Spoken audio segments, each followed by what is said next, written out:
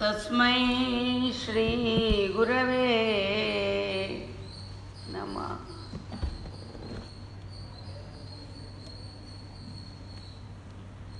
नारायण समारंभां शंकराचार्य मध्यमाम् अस्मदाचार्य पर्यन्तां वंदे गुरुपरंपराम्।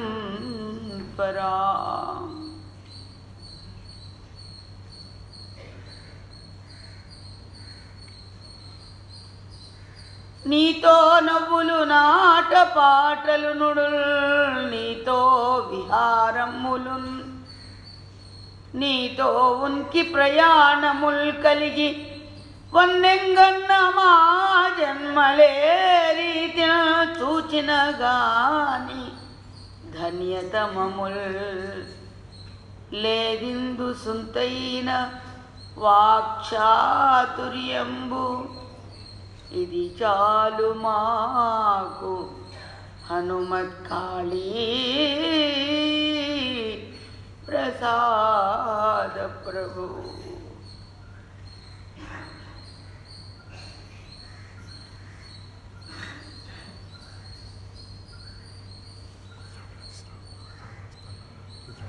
सर्वमंगलमांगल्ये शिवे सर्वार्थसाधिके शरण्ये त्र्यंबके गौरी नारायणी नमोस्तुते।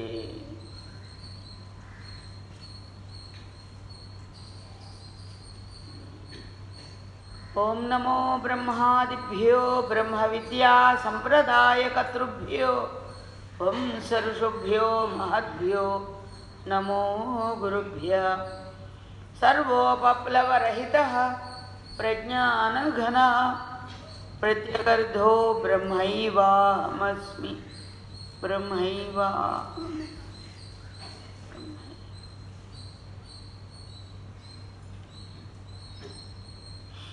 ओम श्री गुरुभ्यो नमः।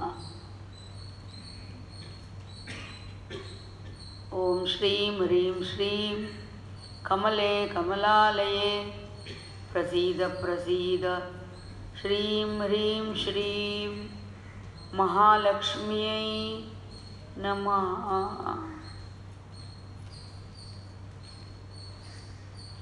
सर्वेभ्यो महाभक्तेभ्यो नमः।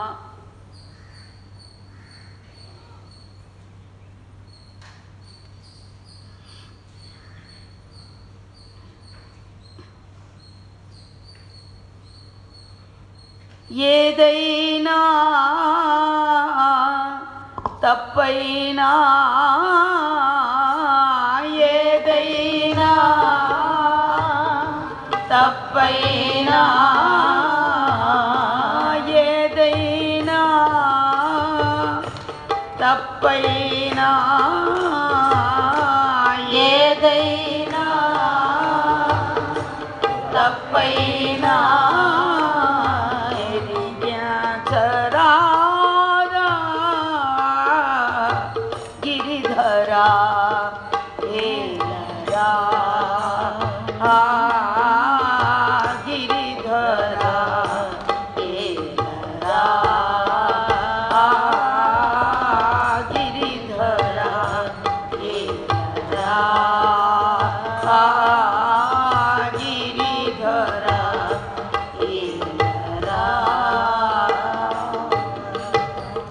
ఏదైనా తప్పైనా ఏదైనా తప్పైనా ఎరిగిన చరాదా గిరిధర ఏలరా।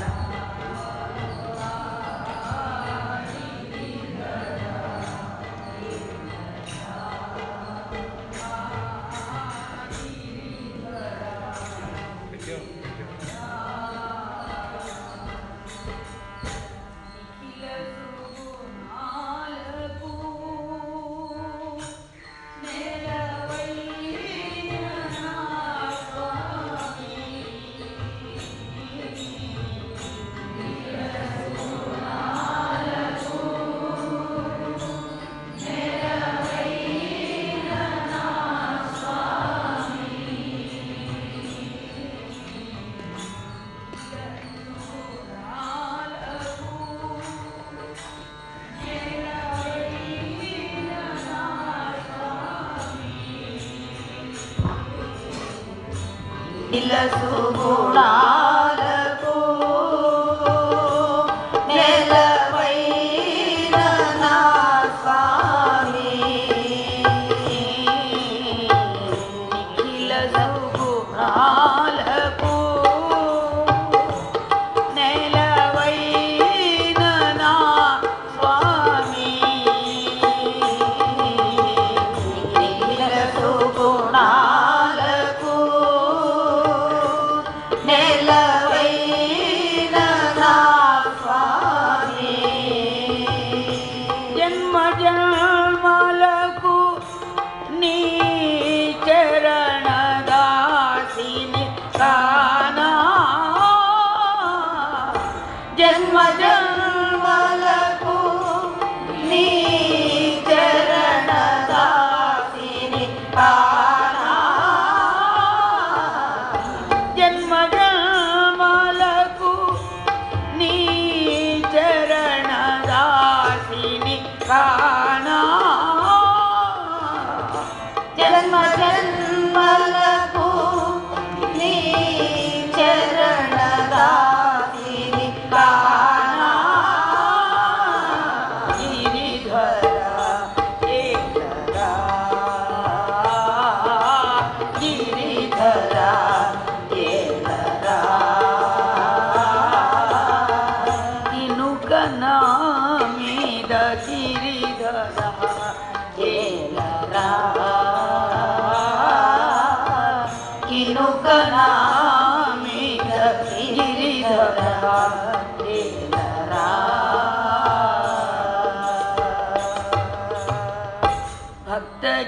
భక్తజనావళి పాదపద్మములా భక్తజనావళి పాదపద్మములా భక్తజనావళి పాదపద్మములా భక్తజనావళి పాదపద్మములా ఆత్మ సర్వము అర్పణ చేసితి భక్తజనావళి పాదపద్మములా ఆత్మ సర్వము అర్పణ చేసితి ఆత్మ సర్వము అర్పణ చేసితి ఆత్మ సర్వము అర్పణ చేసితి మీరా ప్రభువే నన్ను దాసిగా మీరా ప్రభువే నన్ను దాసిగా మీరా ప్రభువే నన్ను దాసిగా మీరా ప్రభువే నన్ను దాసిగా చేరదీయగా చరితాంత నయకి మీరా ప్రభువే నన్ను దాసిగా చేరదీయగా చరితాంత నయకి మీరా ప్రభువే నన్ను దాసిగా చేరదీయగా చరితార్థనయతి మీరా ప్రభువే నన్ను దాసిగా చేరదీయగా చరితార్థనయతి గిరిధర ఏలరా కినుక నా మీద గిరిధర ఏలరా కినుక నా మీద గిరిధర ఏలరా ఏదైనా తప్పైనా ఏదైనా తప్పైనా ఏదైనా తప్పైనా ఏదైనా తప్పైనా ఎరిగించరాదా గిరిధర ఏలరా గిరిధర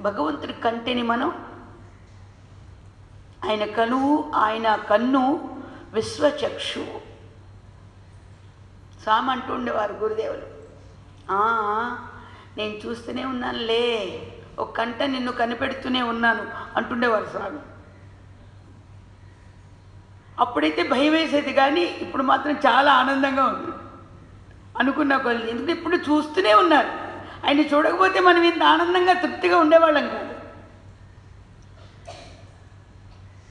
మనం పాట పాడుకుంటాం కదా, నీవు కనలేని చోటే లేదు, నీవు వినలేని పిలుపే లేదు, నీవు కనలేని చోటే లేదు, నీవు వినలేని పిలుపే లేదు, నీవు కనరాని చోటే లేదు, నీవు వినలేని పిలుపే లేదు, నీవు కనరాని చోటే లేదు, నీవు వినలేని పిలుపే లేదు, మామరాలకించి మమ్ముల దీవించి, మామరాలకించి మమ్ముల దీవించి, మామరాలకించి మమ్ముల దీవించి, మామరాలకించి మమ్ముల దీవించి, నీ చల్లని నీడలో నిలువనీయవయ్యా, నీ చల్లని నీడలో నిలువనీయవయ్యా, తల్లివి తండ్రివి నీవే, మమ్ములాలించి పాలించరావా దేవా, తల్లివి తండ్రివి నీవే, మమ్ములాలించి పాలించరావా దేవా, తల్లివి తండ్రివి నీవే అనుకుంటూ ఉంటాం. నీవే తల్లివి తండ్రివి నీవే, నా తోడు నీడ నీవే, గురుడవు నీవే, నువ్వే గురుడవు, నీవే సకుడవు, నీవే గురుడవు, దైవము నీవే, నా పతియు గతియు నిజముగా కృష్ణ అంటూ ఉంటాం. అది కూడా ఒక అలవాటు అయిపోతుంది అంతే తప్ప అనుభూతి ఎక్కడుంది అక్కడ అనుభవించాలి. దాన్ని ఎట్లా అనుభవించాలి, అది తప్ప ఇంకొకటి లేదు.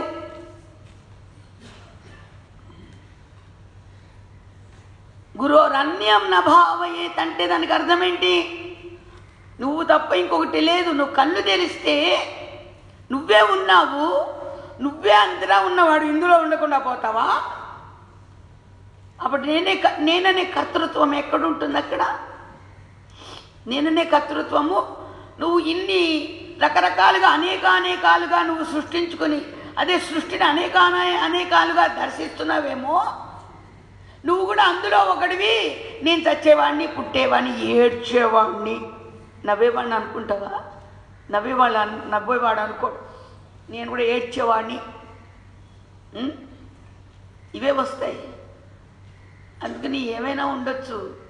అందుకని దానికి ఇక అన్నీ యూనివర్సల్ లాగా అపరాధ సహస్రాన్ని క్రియంతే హర్నిశమ్మయ దాసోయమితి మా మత్వ పాపం ఆపద్బాంధవుడు ఉన్నాడు కనుక నేనేదో అపరాధాలు ఏదో సహస్రాలుగా చేసే ఉండొచ్చు. నువ్వు వెతుక్కో, అందులో సహస్రాల అపరాధాలు నేను చేసేసి ఉండొచ్చు, ఒప్పేసుకుంటున్నాను కదా.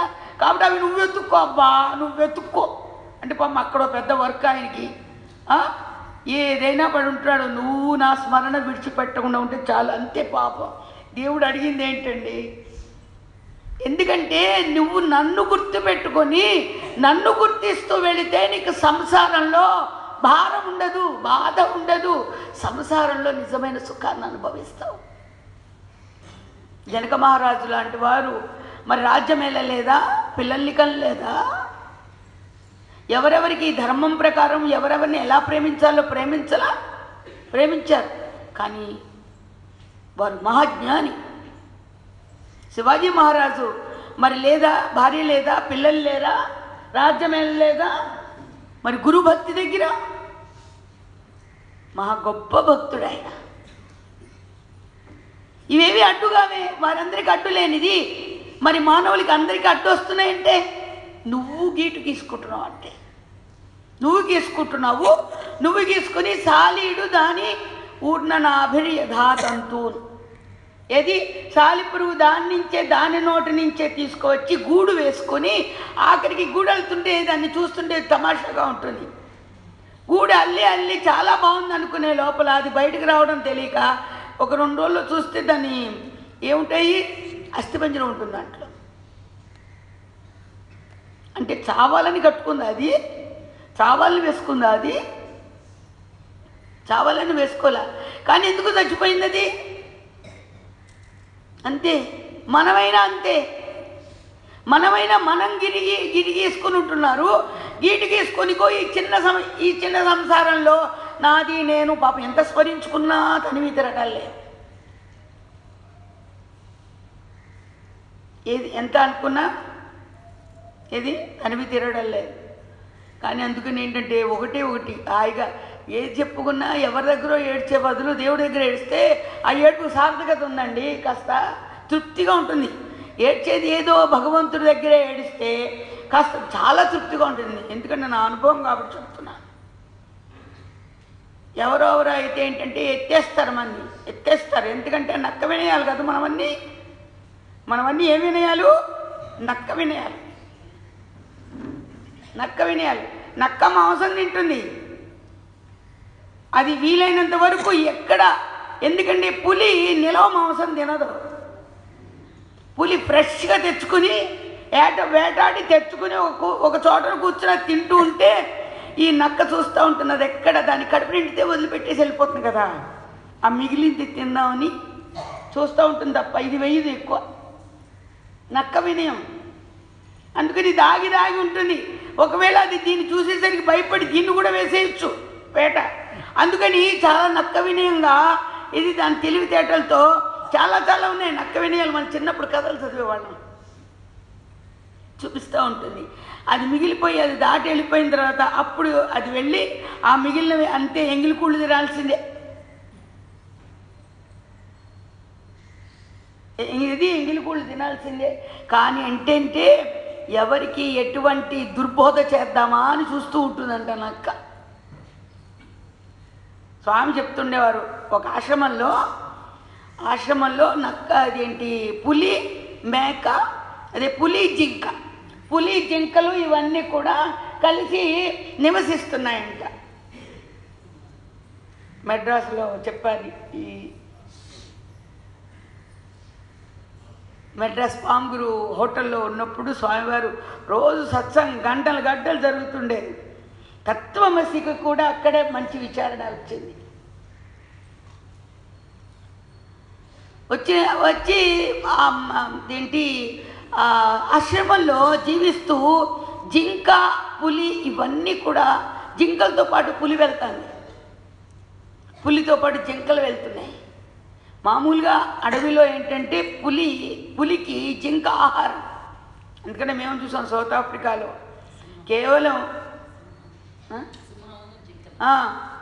జింకలు సింహము జింకలు పులి ఏంటంటే ఇక వాటి కోసమే ఇవి పుట్టాయా అన్నట్టుగా, కాకపోతే వేలు లక్షల మీద ఉంటాయి, అవి కొద్దిగా ఉంటాయి. సరే ఏవో వాటి వాడు పడుతుంటాయి, మనకి ఎందుకంటే మనం ఇక్కడికి వద్దాం. పాపం ఆ స్వామివారి ఆశ్రమంలో చక్కగా అన్నీ మన గురుదేవులు కూడా ఎటువంటి తలల్ని కూడా ఏది పులుల్ని మరి సింహాల్ని కూడా మరి జింకలుగా మార్చేసి తల ఉంచేట్టు చేసి ఇద్దరికి వియ్యాల్ని సయ్యాల్ని కలిపారు బాబుజీ. అప్పట్లో అవి చేస్తూనే ఉంటారు మహాత్ములు, వారికి చెల్లెది. అయితే అక్కడ ఆశ్రమంలో అలా బ్రతుకుతున్నాయట. నక్క చూస్తుందంట, నక్క కంటబడింది. అది ఏది ఒక పులి పిల్ల ఈ నక్కలతో పాటు తిరగడం చూసి, ఎందుకంటే ఆ స్వామి ఆశ్రమంలో ఉన్న స్వామివారు చిన్న పులి పిల్లని తీసుకువెళ్ళి ఆ మధ్యలో పెట్టారు. వాడితో పాటు పెరిగింది, వాడితో పాటుగా గడ్డి తింటోంది, వాడితో పాటు ఉంటుంది. మరి వాడితో పాటు ఏమిటంటే ఆశ్రమంలోనే అది కూడా ఒక మాదిరిగా జీవించేస్తూ ఉంటే నక్క చూసిందట. మధ్యలో దానికి ఎందుకో ఇలాంటివి అప్పుడు ఇప్పుడు ఎప్పుడు ఉంటాయి. మనకు అవసరం లే చెప్పుడు మాటలు చెప్పుకోవడానికి, వాళ్ళకి అవసరమే చెప్పరు. అది ఏదో చెరపడానికే చెప్తుంటారు కొంతమంది. చాలా జాగ్రత్తగా ఉండాలి. అందుకనే జగత్తు జాగ్రత్త దగ్గరగా ఉంటాయి చూడండి. జగత్తు జాగ్రత్త. ఈ జగత్తు జాగ్రత్త అనేటువంటిది ఎప్పుడైతే నువ్వు జాగ్రత్తగా ఉంటావో అప్పుడు జగత్తు దగ్గర జాగ్రత్త మెల్లమెల్లగా తీసుకువెళ్ళి ఎందులో తీసుకెళ్తుంటే నీ మనస్సుని జాగృతం కలిగిస్తుంది. అసలు తెలివికి వెళ్తావు. అసలు తెలివి దగ్గర అది నీకు జాగృతం కలిగిస్తుంది. సరే ఉంటే ఈ నక్క ఉన్నది ఉండబట్టలేక ఇక కడుపు భారమైపోతుంది. ఏంటంటే చూసి చూసి ఓర్వలేనితనం అంటారు చూడండి, అది అక్కడ పొట్ట భరించలేదు. ఇక అవి కలిసి ఉంటే దీనికి ఓర్వలేనితనం వచ్చింది. ఈ పులి ఎప్పుడు దొరుకుతుందా, వాడితో పాటు తిరుగుతున్న పులి ఎప్పుడు దొరుకుతుందా అని చూసి మొత్తానికి బయటికి అవి విహారానికి వచ్చి లోపలికి వెళ్ళేటప్పుడు జింకలతో పాటు వెళ్ళిపోతుందని పులిని మొత్తానికి పట్టుకుంది. నక్క పట్టుకుందంటే ఏమేమో ఏంటి నువ్వు వాడితో సహవాసం చేస్తున్నావు, నువ్వు వాడితో పాటుగా కలిసిమెలిసి తిరుగుతున్నావు, అసలు ఏంటి, అసలు నీ గుణం ఏంటి, నువ్వేంటి, అసలు నీ స్వభావం ఏంటి, నువ్వు నీ స్థితి ఏంటో తెలుసా, అసలు నువ్వన్నిటికీ కూడా నువ్వు చాలా గొప్పదానివి, అమ్మో నువ్వంటే అన్నీ జడుస్తూ ఉండాలి అంటే తను కూడా ఆ కేటగిరీ కదా. తని మినహా అనుకుంటూ ఉంటాడు ఎప్పుడు ఈ మాయ, తని మినహా అనుకుంటూ ఉంటాడు. పాపం వాడు కూడా చచ్చేవాడే ఏదో ఒకనాడు. వాడేం బ్రతికి బట్టగట్టడు, ఉన్నవన్నీ వాడితో పాటు తీసుకెళ్ళడు. వెనకున్నవారే వాడు వెళ్ళిన తర్వాత వెనకున్నవన్నీ తీసుకెళ్ళి ఆ దహనం చేసే చోట అందులో ఏం పడేయరు. ఎవరికైనా ఒక టెస్ట్ ఇది. ఆ నక్క చూసి హెచ్చరిక చేస్తుంది. పోవాయి, నీ మాటలు ఎవరు పట్టించుకుంటారు, మా ఫ్రెండ్స్ అంతా వెళ్ళిపోతున్నారు అని గబగబా మళ్ళా దాని కేటగిరీలో 2 రోజులు చూసింది, 3 రోజులు చూసింది, 4 రోజులు చూసింది. మెల్లమెల్లగా ఇది ఏమవుతుందండి, ఒక్కొక్క రోజుకి ఏది దుర్బోధ పడకుండానే ఉండాలి. కానీ మెల్లమెల్లగా ఇది కూడా దాని నుంచి వేయడం చాలా కష్టం కదా. అందుకని మెల్లమెల్లగా ఇది ఎక్కడి దాకా తీసుకొచ్చిందంటే తన మాటల్లో అసలు నీ రూపం వేరు, నువ్వు చూసుకోవడం నీకు తెలియటల్లా, నేను చెప్పమాట నువ్వు నమ్మకపోతే చూడు నీ రూపమే వేరుగా ఉంటుంది, నీ తోటి వాళ్ళ రూపాలు వేరు, చూసావు అన్నీ ఒక్కలాగా ఉన్నాయి, నువ్వు చూసావా వేరుగా ఉన్నావు అంటే అక్కడ పట్టింది దీనికి. ఏంటి నేను ఎందుకు వేరుగా ఉంటాను అని నేను మాట విన్ను వెళ్ళిపోయింది ఆశ్రమంలోకి. ఇక 5వ రోజు ఏం చేసింది, ఇక దాన్ని నువ్వు కాదన్నావు కదా, చూడు నువ్వు ఇగో బయటకు వస్తున్నావు కదా, ఇది దానికోసం కాసిందన్నమాట. జిత్తులు మారి నక్కలాంటి వాళ్ళు కొంతమంది ఉంటారని బాబూజీ హెచ్చరిక చేశారు. అప్పుడు ఆ ఎల్లగోలగా పులిని తీసుకొచ్చి అక్కడ నుయ్యి ఉంటే ఆ నూతులోకి చూడు అంది. చూడు అనేసరికి అదేం చేసింది, ఆ మొహం చూసుకుంది. మొహం చూసుకునేసరికి నిజమే ఆ తోటి వాళ్ళ ముఖాలు వేరు, దీని ముఖం వేరు. అప్పుడుకి ఫ్రెండ్, ఇప్పుడు ఈ దుర్బోధ ఫ్రెండ్ ఏమైపోతుంది, ఇదబ్బో నాకు శ్రేయస్సు కోరిందిక, ఇది ప్రియము ఇది, ఈ ప్రియము కోరింది నన్ను, నా ప్రియము కోరబట్టే కదా నా రూపాన్ని నాకు చూపిస్తుంది, నేను ఉన్నటువంటి వాటి జాతికి చెందిన దాన్ని కాదు అని ఇక్కడ చూసుకోవటంతో మొహం ఇది డిసైడ్ అయిపోయింది. వెంటనే ఫ్రెండ్షిప్ ఇటు మారింది, కొంచెం బయటికి రావడం ఆలస్యం. ఇక దీంతో పాటు ఇక చెట్ట పట్టాలు వేసుకుని మొదలుపెట్టి చూడండి, మన రూపాలు కూడా అంతే, మన స్వభావాలు కూడా. ఈ జాతి జాడ్యం ముందు చూశారు, ఏది జాతి జాడ్యం, వర్ణాశ్రమ భేదం ఉన్నదే, ఇవన్నీ ఎక్కడ తీసుకెళ్తాయంటే కలగకుండానే ఉండాలి, కానీ వాటి నుంచి బయటికి రావడం చాలా కష్టం. కానీ నువ్వు కావలసినటువంటి అసలు నువ్వు ఎంచుకున్నటువంటి బ్రహ్మ వస్తువుని నేను పొందాలి అన్న విషయాన్ని మాత్రం ఎవ్వరు మర్చిపోద్దు. బ్రహ్మ వస్తువును నువ్వు అనుభవించాలి అంటే నువ్వు వాటి నుంచి బయటికి రావాల్సిందే, వాటి నుంచి బయటికి రావాల్సిందే. ఎన్నైనా సృష్టించవచ్చు కానీ ప్రపంచంలో అన్నీ ఒకటే అవ్వచ్చు, కానీ ఏమండి మరి రక్తాన్ని పుట్టించే వాళ్ళు ఎవరన్నా ఉన్నారా? రక్తం కూడా తయారు చేసే మిషన్ వచ్చిందా? ఏమండి ఎక్కడైనా ఉందా వరల్డ్లో? రక్తం తయారు చేసే యంత్రాలు ఏం రాలా, ఇంతవరకు కనుగొన్నా దాన్ని మళ్ళీ కేటగిరీ వేరవుతుంది. కానీ మనకు ఇప్పుడు ఏది ఎవరన్నా మనిషి నిరసించితే రక్తం ఎక్కించాలంటే నా ఇంట్లో ఒక బుడ్లో ఎర్ర సిరా ఉంది, ఎక్కిస్తానంటే సరిపోతుందా? ఎరుపంత రక్తం అవుతుందా? మరి ఎవరి సృష్టిది? భగవంతుడి సృష్టి.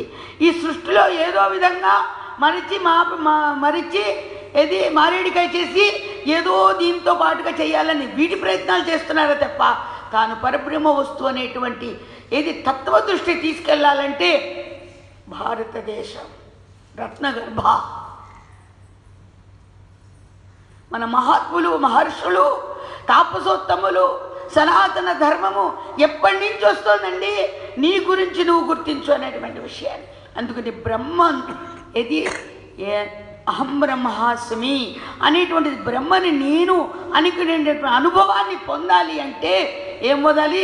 జాతినీతి కుల గోత్ర దూరగం నామరూప గుణదోషవర్జితం దేశకాల విషయాతివర్తియత్ బ్రహ్మ తత్వమసి భావయ. బ్రహ్మ నీవే అయ్యున్నావు అని అంటే ముందర పైన ఉన్నటువంటి పద్యము నువ్వు కలిగి ఉండాలి. జాతి నీతి కులాలకి గోత్రాలకి దాన్ని మరిచి ఉండాలి. నీ నిద్రలో నువ్వెవరో గుర్తున్నావా? నువ్వు హాయిగా నిద్రపోతున్నావు అంటే నీ నిద్రలో నువ్వు ఎప్పుడు గుర్తున్నావు? నువ్వు శాస్త్రివో లేకపోతే రాజువో లేకపోతే రావో నీకు ఎలా గుర్తు? సర్వకాల సర్వావస్థల యందు ప్రతి అణువులోనూ భగవంతుడు తానే అన్నిటినీ సృష్టించి ఇది తన యొక్క శక్తిని ప్రసాదించాడు. సర్వవ్యాపకత్వం అని.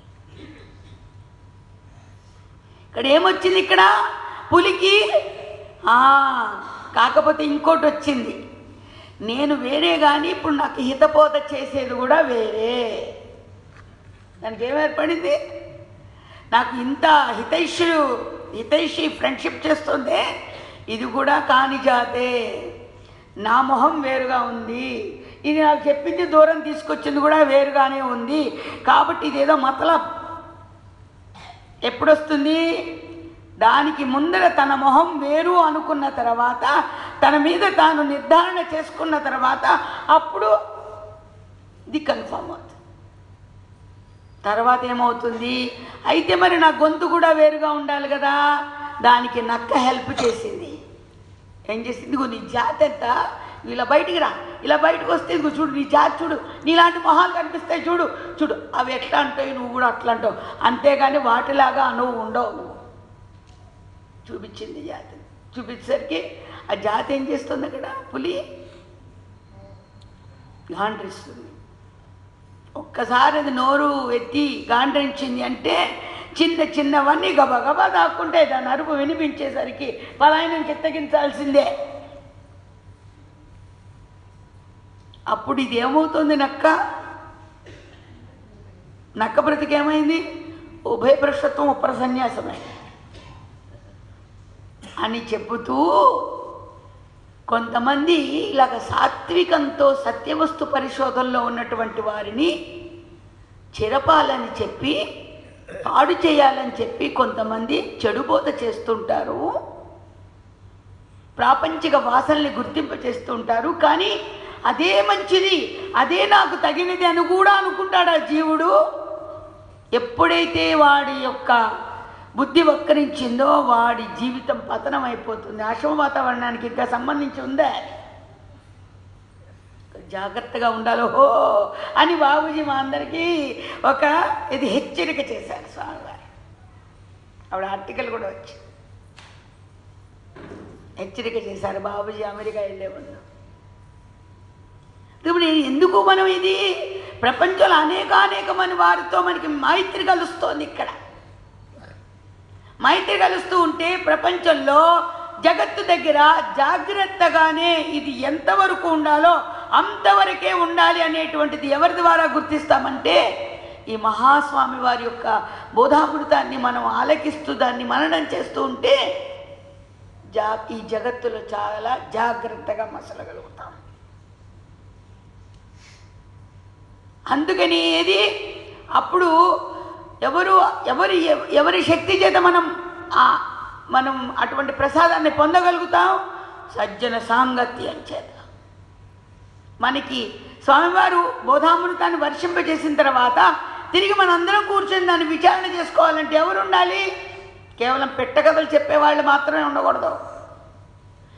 తత్వాన్ని గురించి మనం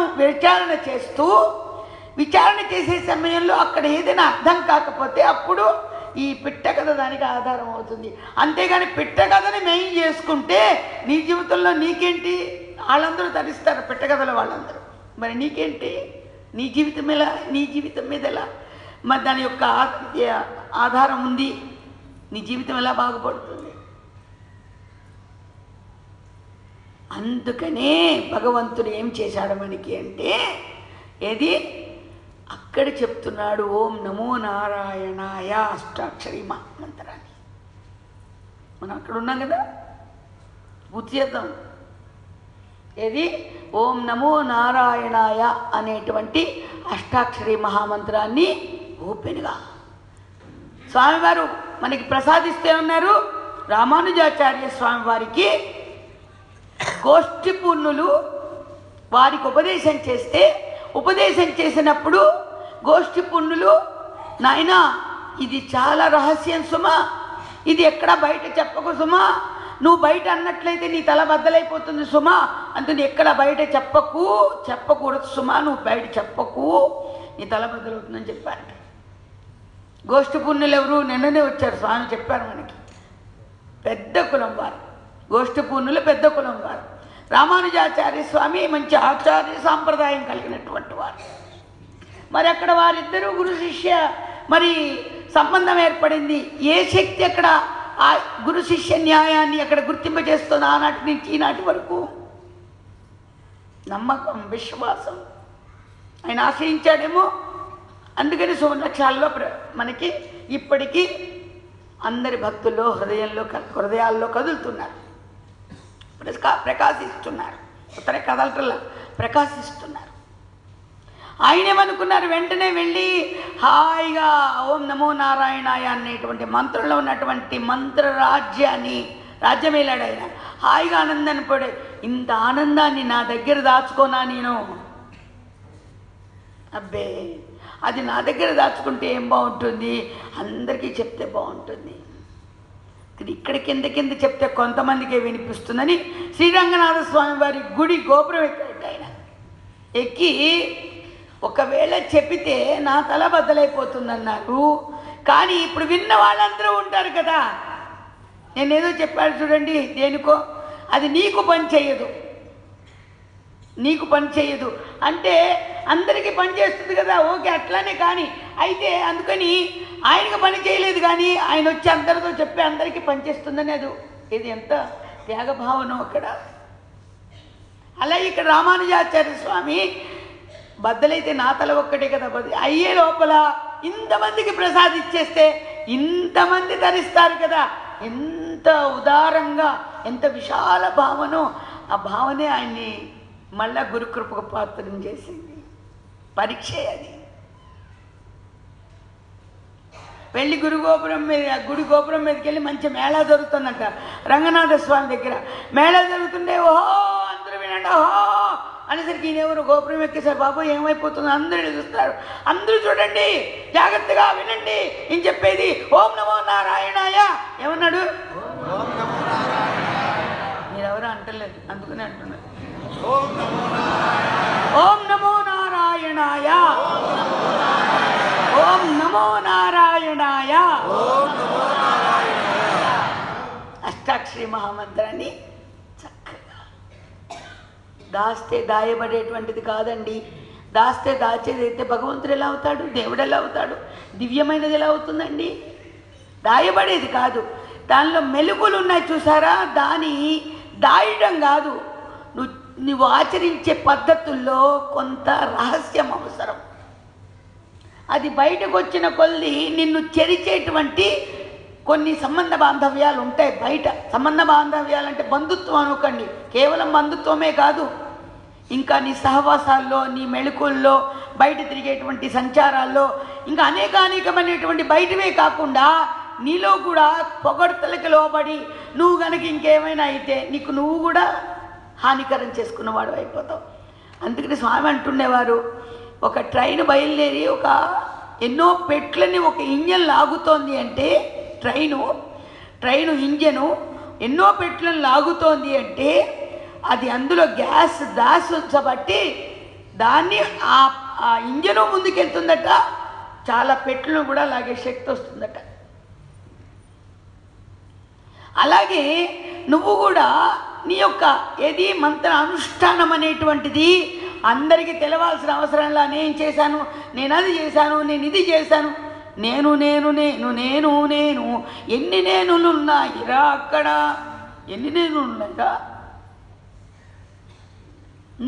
అన్ని నేను లేవు, ఉన్న ఒక్క నేను చేయిస్తోంది ఇక్కడ, అది ఒక్క నేనే, ఆ ఒక్క నేను అందరిలో ప్రకాశిస్తోంది.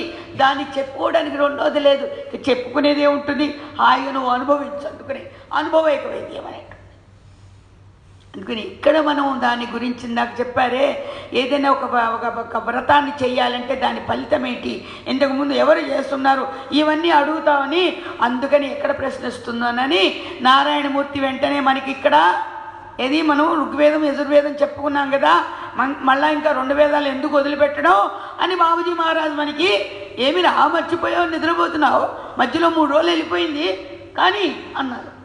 అనేసరికి మనం అనానే అన్నాం కదా, కానీ అన్నప్పుడు అనానొద్దు అనాలి. అందుకని దాన్ని ఏమన్నారు అప్పుడు, ఓమిత్యేకాక్షరం. తర్వాత ఏముంది, ఓమిత్యగ్రే వ్యాహరేద్, ఓమిత్యగ్రే వ్యాహరేద్ అంటే ఇంకా కొంచెం నొక్కి చెప్పారండి స్వామి అక్కడ. ఓమిత్యగ్రే వ్యాహరేద్, ఓమితి అగ్రే ముందు, ఓం ఇది ఓం అని వ్యాహరేత్ ఉచ్చరించాలి. వ్యాహరేత్. నమ ఇతి పశ్చాత్, అగ్రే ముందు ఓమితి అని ఉచ్చరించిన తర్వాత నమ ఇతి పశ్చాత్ తర్వాత నమ ఇతి అనాలి. అంటే ప్రతి మంత్రానికి కూడా ఓం శిరప్రధానమైనటువంటిది, క్రియ జరిగేటువంటిది, క్రియని మనకి దర్శింపచేసేది ఏది అంటే నమః. అందుకని ఓమిత్యగ్రే వ్యాహరే, అక్కడ స్వరం ఉంది. నారాయణోపనిషత్తు నేర్చుకున్నటువంటి వాళ్ళకి ఓమిత్యగ్రే వ్యాహరే నమ ఇతి పశ్చాత్, సమవేదం అంతా మంచి స్వరంతో ఉంటుంది. నమ ఇతి పశ్చాత్, మళ్ళీ ఎక్కడ నారాయణాయేత్యుపరిష్టాత్, తర్వాత నారాయణాయతి ఇది ఉపరిష్టాత్. ఉపరిష్టాత్ అంటే తర్వాత, మళ్ళా తర్వాత ఎన్ని పర్యాయ పదాలు ఉన్నాయో తర్వాత చూడండి, పశ్చాత్తు ఉపరిష్టాత్, తర్వాత నారాయణాయ అని పలకవలే. మన మంత్రానికి ఇక్కడికి అయిపోయింది. కానీ పాపం స్వామి వదిలిపెట్ల, ఇది నారాయణ ముఖస్థుగా ప్రవహించినటువంటి ఏది ఉపనిషత్. మళ్ళీ అక్కడ లెక్క చెప్తున్నారు, ఓమిత్యేకాక్షరం నమ ఇతి 2 అక్షరే నారాయణాయేతి 5 అక్షరాణి. ఓమిత్యేకాక్షరం, ఓమితి ఏక అక్షరం, నమ ఇతి 2 అక్షరే నారాయణాయేతి 5 అక్షరాణి. ఏతద్వై నారాయణస్య అష్టాక్షరం పదం.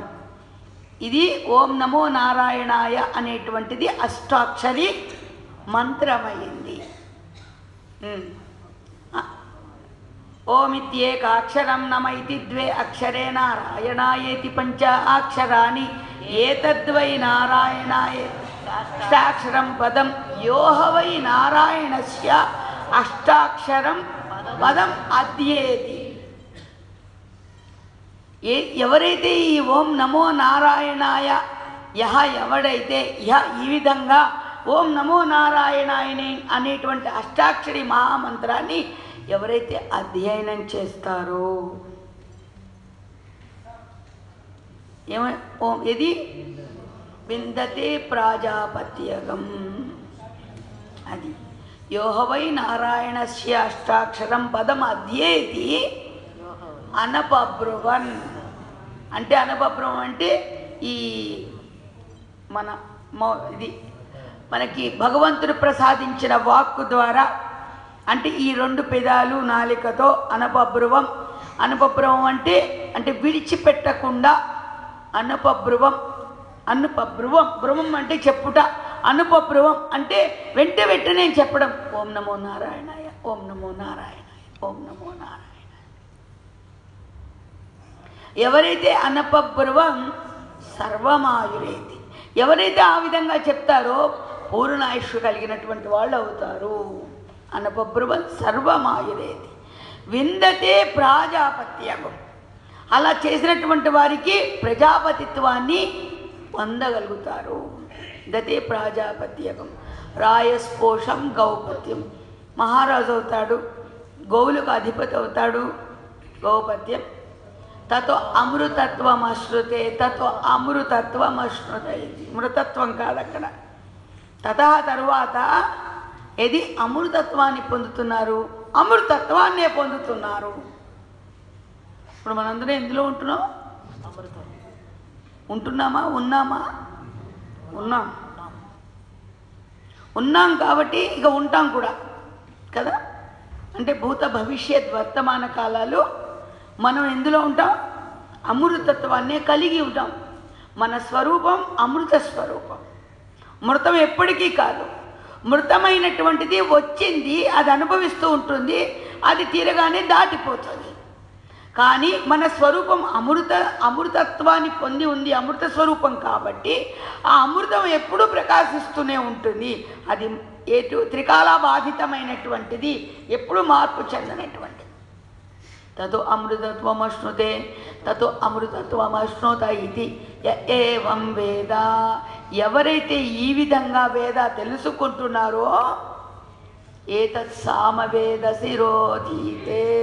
ఇదిగో సామవేదం అంతా పారాయణ చేస్తే ఎంత ఫలితాన్ని పొందుతారో, సామవేదం యొక్క శిరస్సు అంటే సామవేద సారం అంతా కూడా ఈ విధంగా మనకి బోధ చేస్తున్నది, తెలియజేస్తున్నది అని మనకి నారాయణమూర్తి తెలియజేస్తున్నారు. ఓం ప్రత్యేగానందం బ్రహ్మ పురుషం ప్రణవస్వరూపం. ఇది ఎవరో ఇచ్చినటువంటి ఆనందం కాదు, మధ్యలో పుట్టినటువంటిది కాదు. ప్రత్యక్షం పరోక్షం అంటాం కదా, అందుకని ఎక్కడి నుంచి వస్తుంది ఇది? ఎప్పటి నుంచో వస్తుంది అది. ప్రత్యేక ఆనందం అది సహజంగా ఎప్పటి నుంచో అది ఉన్నదే. అది అమృతం ఎప్పుడైతే ఉన్నదో దాని సహజ స్వభావం ఆనందమే.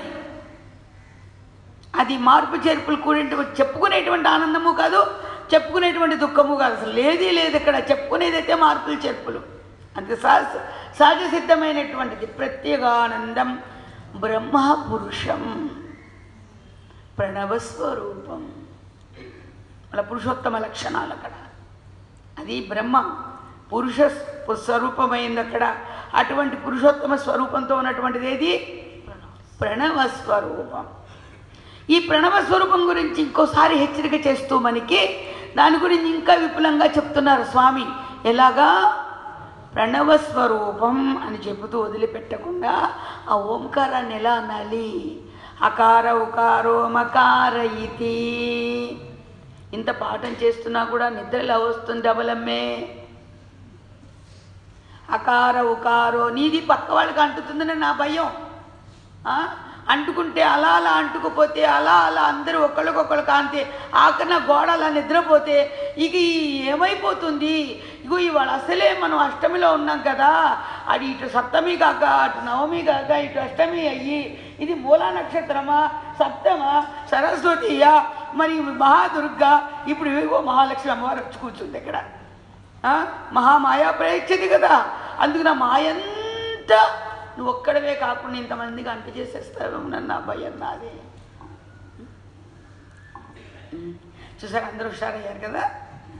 అది ప్రకృతి యొక్క స్వభావం. ఓ అకార ఉకారో మకార ఇది.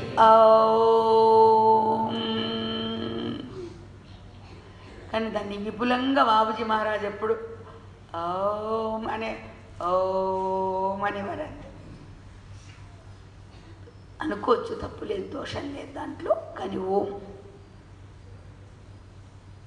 ఆ ఓంకారంలో ఏ ఉన్నాయంటే అకార బ్రహ్మ మకార విష్ణు, అకార బ్రహ్మ ఉకార విష్ణు మకార మహేశ్వరులు. కానీ అకార ఉకారో మకార ఇది నీ వెనక వాళ్ళందరూ తిట్టుకుంటున్నారు. ఇప్పటికీ అక్కడ కుర్చీలు వేసుకున్న వాళ్ళు అడ్డని పాపం తలలు ఇలా ఇలా కూర్చో, నిద్రకు మాత్రం కూర్చోకో. అకార ఉకారో మకార ఇది తాన్ ఏకధా సమభరత్తదే తదో ఇది. అర్థమైపోతుంది కదా. అంతా కలిసి ఏదైతే ఉన్నదో ఇంత చెప్పుకున్నా ఓమితి భరత్తదే తదోమితి. యం ఉక్త్వా ముచ్యతే యోగి, దేనినైతే చెప్పి యోగి అయినటువంటి వాడు ఇది ఈ బంధాన్ని నుంచి విముక్తి పొందగలుగుతున్నాడు. యం ఉక్త్వా ముచ్యతే యోగి, దేని నుంచి ముచ్యతే? జన్మ సంసార బంధనాత్. ఏది జన్మ ఎప్పుడు ఉన్నదో మరణం అక్కడ ఉంది. ఈ మధ్యలోనే సంసారం అంతా. సంసారం అంతా ఏంటి? జన్మ ఉంది కాబట్టే మళ్ళీ మరణం దాకా మహాసంసారం, గొప్ప సంసారం కదా. అందుకని జన్మ సంసార బంధనాత్ ముచ్యతే. ఎవరైతే ఇటువంటి ప్రణవాక్షరాన్ని ఉపాసన చేస్తారో చేసినటువంటి వాడు జన్మ సంసార బంధనాత్ ముచ్యతే, జన్మ సంసార బంధనం నుండి ముచ్యతే, విముక్తి పొందగలుగుతున్నాడు. ఓం నమో నారాయణాయేతి మంత్రోపాసక.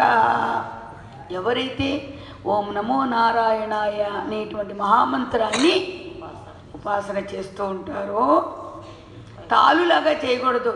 ఎందుకంటే జపమాల చాలా ఎందుకంటే నువ్వు ఆ కొలికి పూస కోసం ఎదురు చూస్తూ జపం చేస్తున్నావా? అది జపం కాదు. మరి ఎలాగండి? మరి అలాంటి జపాలు చేసి దేవుణ్ణి ఎందుకు మోసం చేస్తావు? కొలికి పూస కోసం చేకు. కొలికి పూస నువ్వు మర్చిపోగలిగి ఉండాలి. అంటే ఒక లెక్క అనేటువంటి దాన్ని మరిచి నీకింత జీవితాన్ని ప్రసాదించినందుకు నువ్వు సర్వకాల సర్వావస్థలందు కూడా ఆ భగవన్నామాన్ని నువ్వు భగవన్నామంలో కూర్చున్నావు. అప్పుడు ఏమవుతుంది? కూర్చునే ఉన్నావు. భగవన్నామమే నీకు ఆధారం. భగవన్నామమే మనని పోషిస్తుంది. భగవన్నామమే మన జీవితాన్ని ఇస్తుంది. మనం జీవించేదే భగవంతుడి యొక్క నామంలో. ఓం నమో నారాయణాయేతి మంత్రోపాసక. ఎవరైతే మహామంత్రాన్ని ఉపాసన చేస్తారో వైకుంఠ భువనలోకం గమిష్యతి. అంటే వైకుంఠము, భూమి, భువనలోకము ఇవన్నీ కూడా భూమి అన్ని లోకాల్ని కూడా గమిష్యతి, వెళ్ళగలడు. వైకుంఠ భువనలోకం గమిష్యతి, వెళ్ళగలడు. తదిదం పరం పుండరీకం విజ్ఞానఘనం. అసలైన మనకు అవసరం ఏంటండి? మనకి భూలోకమును వైకుంఠలోకం, మళ్ళీ ఏదో ఇప్పుడు బదరి వెళ్ళొచ్చాను, నేను కాశీ వెళ్ళొచ్చాను, అదేంటి కేదార్ వెళ్ళొచ్చాను, లేకపోతే అక్కడ వరదలు వచ్చాయి, అక్కడ సీజన్ బాగోలేదు, ప్రకృతి బాగోలేదు, అదేదో వెళ్ళారు, మానస సరోవర్ కూడా వెళ్ళారు, దాన్ని దాటి కూడా వెళ్తారు, డ్రైవర్లు చేసుకుంటారు, డ్రైవింగ్లో ఉన్న మోజుతో కార్లు వేసుకెళ్తారు. వాళ్ళు తిరిగి వచ్చేంతవరకు వాళ్ళు బతికి వస్తున్నారా, సరిగ్గా వస్తున్నారా, అనారోగ్యంతో వస్తున్నారా, ఎందుకు వచ్చినా తిప్పాలండి. మరి యోగి అయినటువంటి వాడు ఇలాంటి పిచ్చి చేష్టలేవి లేకుండానే ఉన్నవాడు ఉన్న చోటనే ఉండి ఉపాసన చేస్తే చాలు. అటువంటి మకరందాన్ని అక్కడికి వెళ్ళి చూస్తే రాళ్ళు రప్పలే చూస్తున్నావు. ఎందుకంటే నీ స్వభావం రాళ్ళు రప్పలు కాబట్టి. ఇంకోటి గమనించండి, నీ స్వభావం రాళ్ళు రప్పలు చూడటమే అలవాటైంది ఈ ప్రపంచంలో. ఆ రాళ్ళు రప్పల అలవాటుతోనే నువ్వు వెళ్ళి ఏంటంటే ఏదోలే ఇక్కడుండి అసలు దైవత్వాన్ని కూడా అంత బాగా అనుకోలేదు కాబట్టి యాత్ర చూసి వస్తాను, తప్పకుండా చూసిరండి. కానీ స్వామి అంటున్నారు, నువ్వు క్షేత్రం చూడడంలో ఎవరిని చూసి వచ్చావు అని అడుగుతున్నారు. ఎవరిని దర్శించాలి? అక్కడ క్షేత్రజ్ఞుడే దర్శించాలి. క్షేత్రజ్ఞుడు అంటే ఎవరక్కడ? నీ క్షేత్రజ్ఞుడు ఎవరు? నీ క్షేత్రాన్ని పవిత్రం చేసినటువంటి వాడు ఎవరు? గురుదేవ్. ఈ క్షేత్రాన్ని ఈ జన్మ వచ్చినందుకు మన హృదయ క్షేత్రాన్ని పరిశుద్ధం చేసి పవిత్రతగా మార్చి ఇంత మానవ జన్మని తీర్చిదిద్దిపెట్టి నీకు చూపిస్తున్నారే ఎవరా మహానుభావుడు? క్షేత్రజ్ఞులను దర్శించవా? ఆ క్షేత్రజ్ఞుడిని దర్శించడానికి మనం ఎక్కడెక్కడికో వెళ్ళక్కర్లేదు. మనం ఎక్కడున్నా కూడా ఆ స్మరణ చేత ఆయన లీలా వైభవం చూస్తున్నాం అంతే. ఎక్కడికి వెళ్ళినా వైకుంఠ భవన లోకం గమిష్యతి. ఇప్పుడు ఎక్కడున్నారు? వైకుంఠం కావాలా? ఎందుకంటే పుణ్యం చేసుకున్న తర్వాత వైకుంఠం వెళ్తారు మళ్ళీ తిరిగి. మొన్నెవరో అడిగారు ఒకళ్ళు, ఏంటి ఇలాగే వారు కూడా నామాన్ని ఆశ్రయించి చక్కగా నామానురక్తులై ఉండి కూడా వారు ఏమడిగారంటే, ఏమండి పుణ్యం చేస్తే గొప్ప లోకాలకి వెళ్తారన్నారు కదా, పుణ్యం అంతా కూడా అనుభవించేసిన తర్వాత మళ్ళీ భూలోకంలోకి వచ్చేస్తారన్నారు కదా, వాళ్ళకి ఎటువంటి జన్మ వస్తుంది అని అడిగారు వాళ్ళు. అంటే నీకు అవసరమా నాయనా అది అని అడిగారు. నీకు అవసరమా? అలా అని కదండి అంటుంటారు కదా అని. అంటే అంటుంటే అంటుకలిగినటువంటి మాటలు ఎందుకు వింటున్నావు అంటున్నాను నేను. అంటుకలిగినటువంటి మాటలు ఎందుకు వినాలి నువ్వు? భగవన్నామాన్ని ఆశ్రయించావు, భగవన్నామం అన్ని చక్కగా తీసుకువెళ్ళి మన అంత్యశ్వాస కూడా భగవన్నామంతో పూర్తవుతుందయ్యా. ఇంక వాడు ఎక్కడుంటాడు, తర్వాత విషయం మనకి ఎందుకు? బాధ్యత ఎవరిది? స్మరిస్తే నేనే చూసుకుంటానన్నాడు కదా నారాయణుడు. ఎప్పుడు ఆయన ఉన్నమాటే కాబట్టి ఆయన మన్ని చక్కగా బ్రతికుండగానే భగవన్నామంలో ఉన్నటువంటి హాయిని ఆనందాన్ని మనకు ప్రసాదిస్తున్నాడు. ఇంకా చచ్చిపోయిన తర్వాత ఎక్కడికో వెళతానో లేకపోతే అక్కడి నుంచి తోసేస్తే కింద పడతానో ఇవన్నీ నీకెందుకయ్యా? నువ్వు అటువంటి భగవన్నామం చేస్తూ ఇటువంటి వెళ్తి మాటలు పెట్టుకోకు. నీకు కావాలంటే రా, బోధ విను, నువ్వు చెప్పుపోని నేను వింటా. మనందరం కలిసి చక్కగా సత్యవస్తు పరిశోధనలో హాయిగా మనం సత్సంగం చేసుకుందాం. హాయిగా భగవన్నామం అంటే వెలలేని రత్నం రాది, వెల కట్టలేనటువంటిది. ఇంతవరకు ఎవరికి అందలేదు అది. అంత గొప్ప నామంలో పట్టుకొని మళ్ళీ ఈ కదలికలు కలిగే అటువంటివన్నీ ఎందుకు? నా గురుదేవులు చెప్పారు అంతే. వారు చెప్పిన దానిలో మనం నిలబడితే మనకి మరు జన్మ లేదు. అందులోనే ఉందామా? తర్వాత జన్మల గురించి ఆలోచిస్తావా? నువ్వు ఆలోచించావంటే నువ్వు పక్క త్రోవలకి వెళ్తున్నావు అనమాట. వెళ్ళు, నీకు ఇష్టమైతే వెళ్ళు, పక్క సందులకి వెళ్ళు. నాకేం పట్టింది, నేను మాత్రం రాను. మాకు అవసరం లేదు. నిద్రపోకండి కుర్చీలో కూర్చుని అలాగా ఎంతైతే మాత్రం అబ్బా అంతలాగా అది ఓం తత్స కళ కూడా వచ్చేసిందండి, రాలేదా? అందుకని వైకుంఠ భువనలోకం గమిష్యతి తదిదం పరం పుండరీకం విజ్ఞానగం. తదిదం ఏదైతే చెప్పబడినదో పరంగా కనిపిస్తూ పరమాత్మగా కనిపించేటువంటి వాడు. అలాగే పుండరీకం అంటే ఏంటంటే పుండరీకాక్షుడు. మా గురు సోదరులు ప్రసాదరావు గారు చెప్తుండేవాడు. పుండరీకం అంటే పుండరీకాక్షుడు ఎక్కడ అంటే అందరి హృదయ క్షేత్రాల్లో ప్రకాశం. తదిదం పరం పుండరీకం విజ్ఞానఘనం. విజ్ఞానఘనమైనటువంటి వాడు. తదిదం పరం పుండరీకం విజ్ఞానఘనం. మరి ఆ విజ్ఞానఘనమైనటువంటి వాడు ఎలా ఉంటాడో చెప్తున్నాడు. మీరు కూడా గుర్తించండి, బాగా వినండి అందరూ. తస్మాత్ తడిదాభ మాత్రం. ఇప్పుడు మనందరూ చూడండి, చాలామంది ఇందులో ఏమంటారంటే మనసు నిలవట్లేదండి, కూర్చుంటున్నాం కానీ, లేకపోతే ఏదో అండి అదండి ఇదండి ఎన్నో సాకులు చెప్తారు. అసలు ఎప్పుడు కుదరలేదా? అసలు ఎప్పుడు నీకు భగవంతుడు అనేటువంటి వాడి మీద నమ్మకం లేదా? భగవంతుడు అనేటువంటి వాడు ఇంత గొప్పవాడు అనేది నీకు కలగలేదా? కలిగింది. కలగబట్టే మనం వెంటబడుతున్నాం. కలిగింది. ఎందుకంటే తస్మాత్ తడిదాభ మాత్రం. ఆయన ఎట్లా కనిపిస్తాడంటే తటిత్తులాగా. అంటే ఏంటి? మెరుపు తీగ. ఏమండి రాత్రిపూట బాగా తుఫాను, చాలా, అందులో అమావాస్య రాత్రి, అసలు మనం కన్ను పొడుచుకున్నా కూడా మనకి ఏమీ కనిపించడం లేదు. అప్పుడు ఆ సమయంలో ఒక మెరుపు వచ్చిందండి. మెరుపు వస్తే నువ్వెక్కడున్నావో, నీ చుట్టుపక్కలే ఉందో ఆ తస్మాత్ తడిత్. ఆ మెరుపు వచ్చిన సమయంలో కళ్ళు తెరిచి ఉన్న వాడికి నువ్వెక్కడున్నావో ఏంటో అన్నీ కూడా నీకు కనిపిస్తున్నాయా లేదా? తస్మాత్ తడిత. అలాగే ఆశ్రయించినటువంటి ఆ భగవంతుని యొక్క హృదయంలో నేనున్నాను అని ఆ ఉనికిని భగవంతుడు తస్మాత్ తడిదాభ మాత్రం మెరుపు తీగ వల్లే అందరినీ కూడా అలా లేపుతూ అలాగా ఎక్కడో చోట భక్తుల హృదయాల్ని అలాగా అందిస్తూనే ఉన్నాడు. తస్మాత్ తడిదాభ మాత్రం. ఆయన ఎవరయ్యా? ఎవరు? బ్రహ్మణ్యో దేవకీ పుత్రో బ్రహ్మణ్యో. మన బుల్లోడి దగ్గరికి వచ్చావు కదా, మన బుజ్జివాడు ఎంత అల్లరివాడండి. మనం అల్లరే చేయాలనుకుంటే ఆ ప్రభువులాగానే ఆ ప్రభుతోనే అల్లరి చేయాలి. ఆ ప్రభుతో చేస్తే అల్లరి ఏమవుతుంది? బ్రహ్మతో కూర్చున్నటువంటి అల్లరి అవుతుంది. కానీ బ్రహ్మణ్యో దేవకీ పుత్రో బ్రహ్మణ్యో మధుసూదనో, అటువంటి పరబ్రహ్మ అయినటువంటి ఏదైతే ఒకే ఒక పవర్ ఉందో, ఒక్కటే అయి ఉన్నదో అటువంటి పరబ్రహ్మ, ఆ బ్రహ్మణ్యము దేవకీ పుత్రుడుగా ఆవిర్భవించాడు.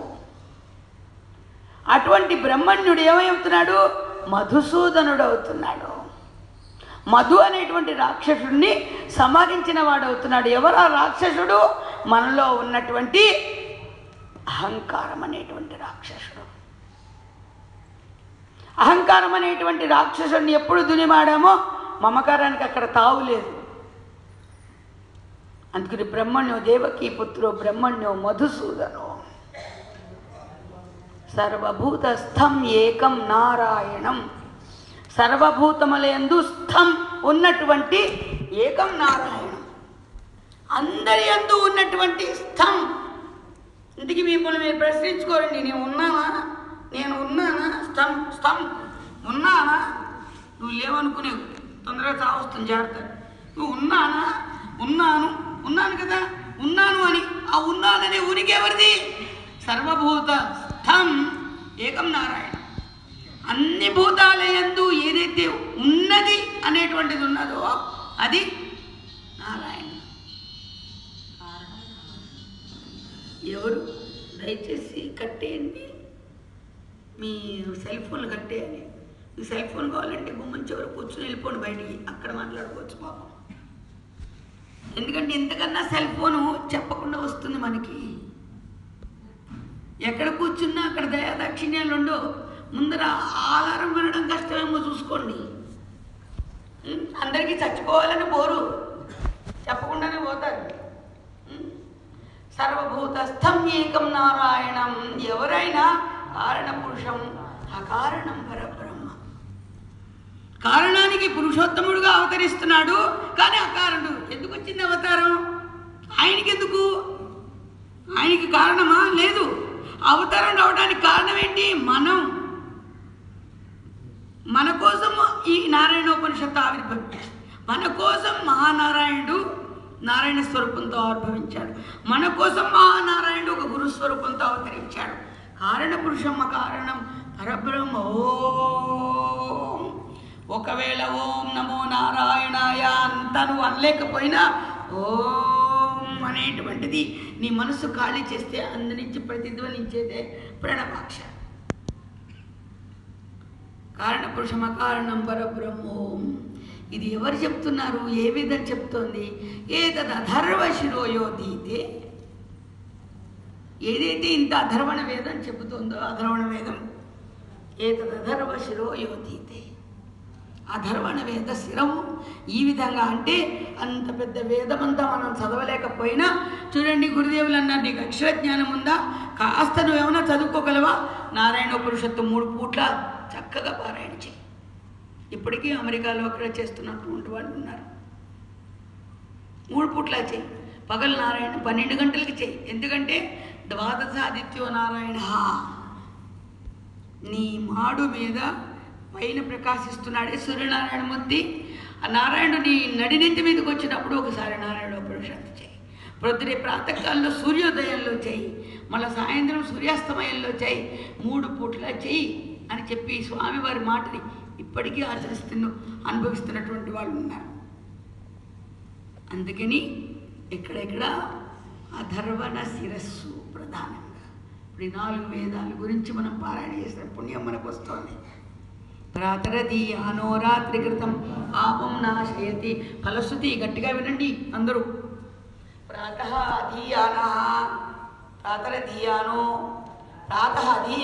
ప్రాతకాలంలో గనక నువ్వు నారాయణోపనిషత్తును అధ్యయనం చేస్తే, లేదంటే కొంతమంది అడిగారు నారాయణోపనిషత్తు అంతా చేయాలంటే ఓం నమో నారాయణ అంటే అందరికీ ఏంటంటే ఎసెన్సే కావాలని, భోజనం మాత్రమే పెద్ద పళ్ళెలు కావాలి. భోజనం కూడా ఎసెన్స్తో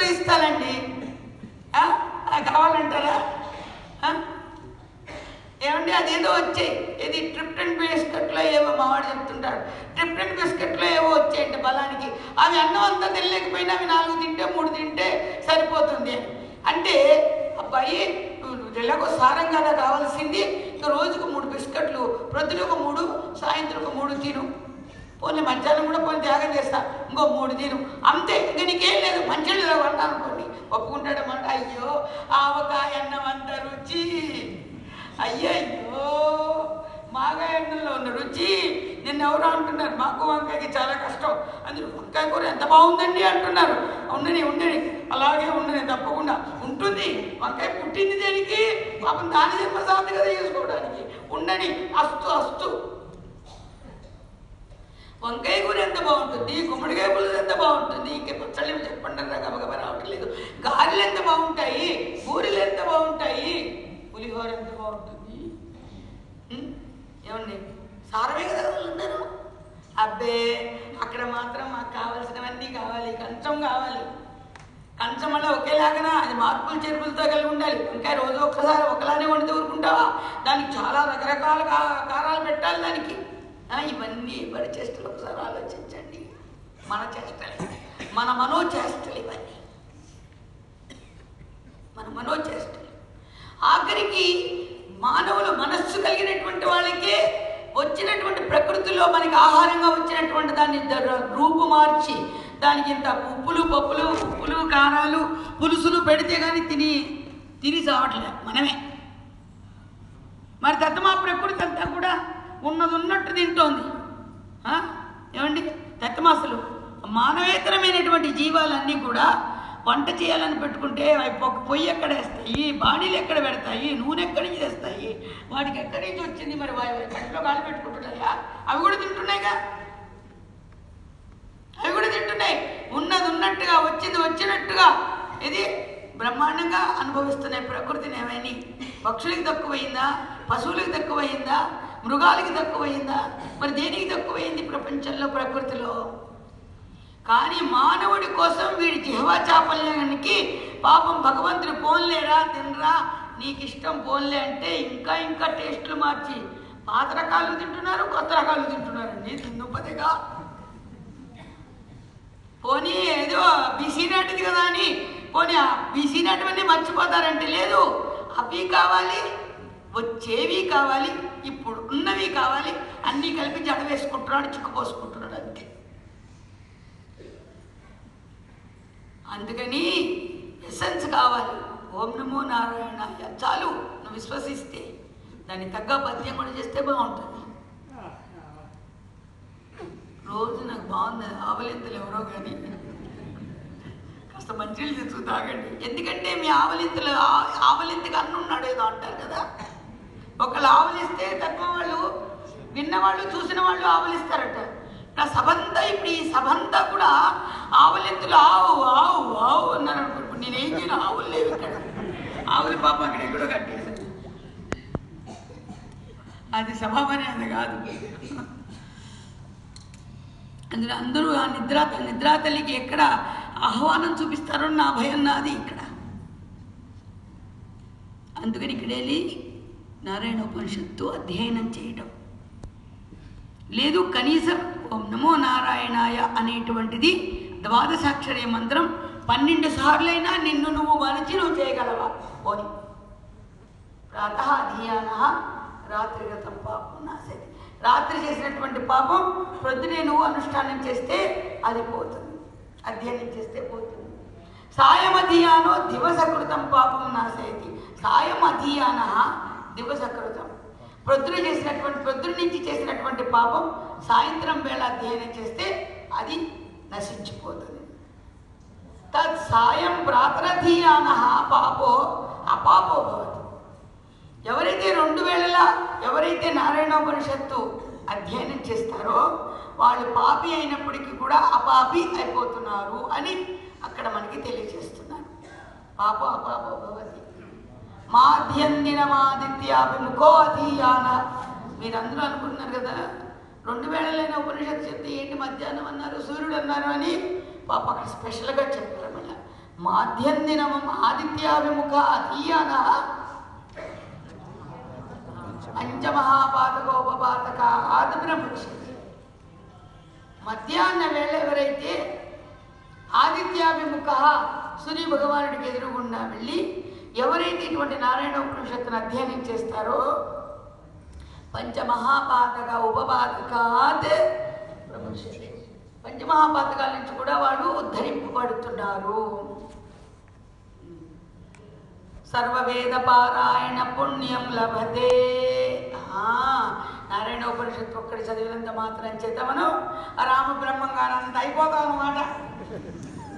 చూసుకోండి, ఆయన పాపం కింద నుంచి పైకి, పైనుంచి కిందకి ఎన్ని ఏళ్ళు ఆయన అధ్యయనం చేసి ఉంటాడో.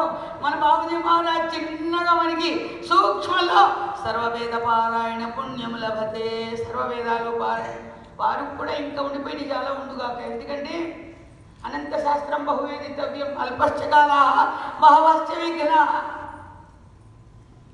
అందుకని అంత శాస్త్రం అంతా మనం ఏంటంటే ఎక్కడే చదవగలుగుతాం. కానీ ఏంటంటే సూక్ష్మంగా మనకి చక్కగా ఈ భగవన్ నామం యొక్క అనురక్తిని మనకి వారు పొందడమే కాకుండా మహాత్ములు మనకి అందచేస్తున్నారు అక్కడ. అందుకని ఏంటి సర్వవేద పారాయణ పుణ్యం లభతే. ఇంకొకటి నారాయణ సాయుధ్యమవాప్నోతి, నారాయణ యొక్క సాయుధ్యాన్ని పొందుతామంట.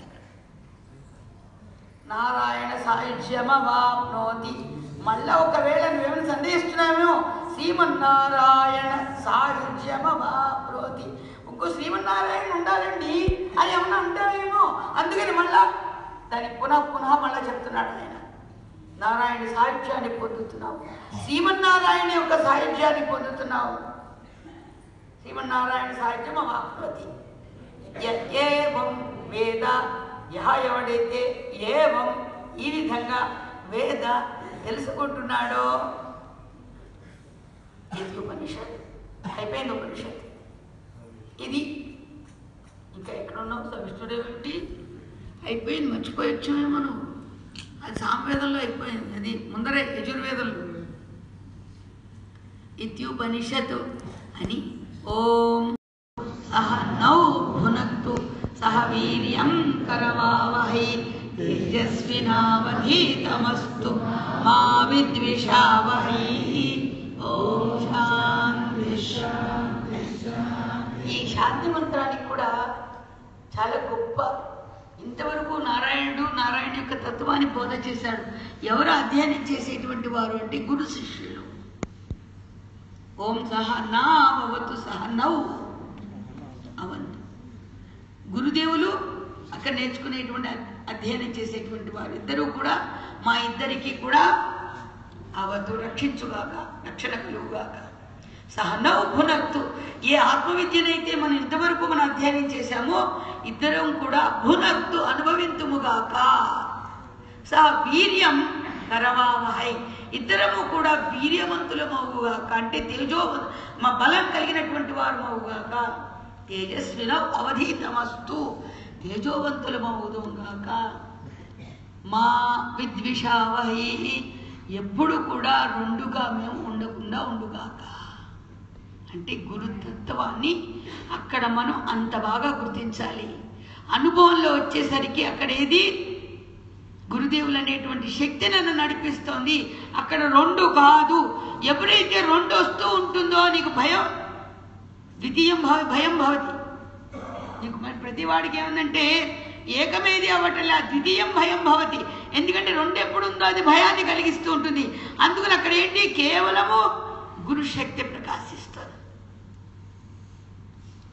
మా విద్విషావహై. ఓం శాంతి శాంతి శాంతి. ఆదిబౌధిక ఆదిదైవిక ఆధ్యాత్మిక తాపములు శమించుగాక, శమించుగాక, శాంతి పొందునుగాక. ఈ తాపత్రయాలందరికీ ఉన్నాయి. ఆది భౌతికము, ఆది దైవికము, ఆధ్యాత్మికము. బాబాజీ మహారాజ్ అమ్మ చేత ఆ సమయంలో చెప్పించారు. ఆది భౌతికము అంటే ఏంటి? భౌతికం అంటే భూతాల ద్వారా వచ్చేటువంటిది, భౌతికంగా వచ్చేటువంటిది. నీ తోటి మనిషి ద్వారా రావచ్చు తపన నీకు, లేదంటే ఇతరమైనటువంటి వాటితో, సృష్టిలో ఇతరమైన భౌతికంలో ఉన్నటువంటి వాటితో రావచ్చు. మరి ఆది దైవికం అంటే నీకు వర్షం వచ్చింది, ఎవరు పట్టుకోగలరు? దానిలో ఉరువులు పడవచ్చు, ఎవరు పట్టుకోగలరు? అందుకని దైవికంగా వచ్చేటువంటి తాపములు శమించుగాక. ఆధ్యాత్మికం అవి రెండు జయించగలం. కానీ ముందర ఇక్కడ ఉంది, ఏది నీ మనస్సు ద్వారా నీకు ఏర్పడే తపన ఉన్నదే ఆ తపన కూడా ఇక్కడ శాంతించుగాక. శాంతి శాంతి శాంతి. మనందరం ఎక్కడున్నాం? ఏం చెప్తే ఏమొస్తుంది అనుకుంటున్నారా? అమృతంలో ఉన్నాం కదండి, అమృతంలో ఉన్నాం కదా. మనమేం పాఠం ఏం పక్కగా రాలేదు, అదే పాఠంలో ఉన్నాం. మరి అమృత స్వరూపమైనప్పుడు ఇంకా ప్రపంచంలో వాటికి భయపడాల్సిన అవసరం ఏమున్నది? ఏ సమయానికి ఏది ఎక్కడ ఏ విధంగా జరిపించాలో. అందుకని ప్రభు ఏదైనా తప్పైనా ఎరిగించరాదా? ఏలరా కినుక నా మీద, ఎంత హాయిగా కినుక నా మీద. ఎందుకంటే ఎక్కడైతే క్రోధమో లేకపోతే కక్ష వస్తుందో నీకు నువ్వే బద్ధశత్రువు అవుతావు. దాన్ని టేకిట్ ఈజీ తీసుకో. సమయాన్ని చూసుకోండి. అక్కడ సమయాన్ని తీసుకుని సమయం చూసుకొని నీకు తెలుసుకోవాలి. అక్కడ విషయం అర్థం కాలేదు అన్నప్పుడు అటువంటి పెద్దల దగ్గర చేరి దీనికి అర్థం ఏంటి తెలుసుకోండి, అంతే. తెలుసుకోవడంలో సులభమైపోతుంది. ఒకరు వచ్చి నన్ను ఏదో అన్నారని కక్ష పెట్టుకునే బదులు సమయం చూసి అసలు ఎందుకు అన్నట్టు అని అడిగాం అనుకోండి, లెంబకే కొట్టకుండా కొట్టినంత జారిపోవాల్సిందే కిందకి. ఏం వేసుకుంటున్నామంటే మనం అనుకుంటున్నాం ఎవరో అన్నటువంటి దాన్ని మన మీద నువ్వే ఒప్పేసుకుని కక్షను పెంచుకుంటున్నావు. ఇంకొకరు అన్నదాన్ని నువ్వు అనుకోబట్టే కదా నీలో మార్పు వచ్చింది. ఒకరెవరో విధవా అన్నారు నన్ను, నువ్వు వెంటనే మారింది. నీ మనస్సు చాలా క్షోభ చెందింది. ఎందుకని? వారు అన్న మాటకి నువ్వు కరెక్ట్ చేసేసుకున్నావు. నువ్వు వారు విధవ అన్నారు కాబట్టి నిజంగా నువ్వు విధవే. విధవ కాకపోతే నీ మనసు ఎందుకుని క్షోభ పెట్టుకుంటావు? వారు అన్నారే అనుకోండి, తర్వాత సమయం చూసి ఎందుకు ఇలా అనుకున్నది అని ఒక్కసారి నీకు అంతగా తీరకపోతే వెళ్ళి కనుక్కుంటే ఏమవుతుంది? అక్కడ ఇద్దరు సహోదరులు అయిపోతారు, ఇద్దరు మిత్రులు అయిపోతారు. ఎందుకని? ఆ ప్రశాంతత అటువంటి అవకాశాన్ని మన సమయం ద్వారా తీసుకోవాలి. అక్కడ మనం ఏముంటుంది? కంగారు ఎక్కువ. ఎందుకంటే ఇందులో ఉన్నటువంటి వేగం ఉంటుంది. ఆ వేగం ఎంతైనా వాయువేగం కంటే మన వేగం చాలా గొప్పది. అంత వేగంగా వెళ్ళిపోయేసరికి గొడవలు వస్తున్నాయి. ఎక్కడ లేని తెచ్చుకుంటున్నాం మనం. అందుకని గిరిధర ఏలరా ప్రభు కినుక నా మీద. కాబట్టి ప్రభువుని అలా ప్రార్థించుకోవాలి, అలా ప్రార్థించుకోవాలి. మా శబరి తల్లి చెప్పింది కదా, ఇవాళ చీమ కథ చెప్పింది కదా. అబ్బా ఇప్పటికీ ఇక్కడ డాక్టర్లందరూ చేతులు ఎత్తిన విషయం. కానీ ఆమెని స్వామివారు అలా చక్కగా తీర్థ ప్రసాదాలు నేను అనుకుంటున్నా. మాసపత్రికలు ఇంకా ఆమె రాస్తూనే ఉంది. కర్ణామృతాలు అవన్నీ పాటలు బోళ్ళని రాస్తుంది. ఏది సుశీలక్క అన్నవరా శబరి తల్లి. మరి ఏ శక్తి అది? ఏ శక్తి ఆ ఉత్సాహాన్ని ఇస్తుంది? ఏ శక్తి సేవకి వినియోగపడుతుంది? ఏ శక్తి సేవకు వినియోగపడుతుంది? అక్కడ ఆమె చూశారు కదా, అసలు నడవలేదు. అసలు అలా నడుస్తుందంటే ఇది బాబుజీ దయ. డాక్టర్లు ఎప్పుడో చేతులు ఎత్తేశారు. కానీ ఇక్కడ ఉంది ఏది? మన జీవితము మన చేతిలో లేదు. మన జీవితము సృష్టించిన వాడి చేతిలో ఉంది. మర్చిపోకండి. అది ఎప్పుడు గమనిస్తూ ఉండండి. వాడు నడిపిస్తున్నాడు, నడుస్తున్నాం. పడుకోబెడతాడు, పడుకుందాం. పండుకో అది తినబెడతాడు, తిందాం. అంతే. వాడి దయ లేకపోతే ఏది లేదు.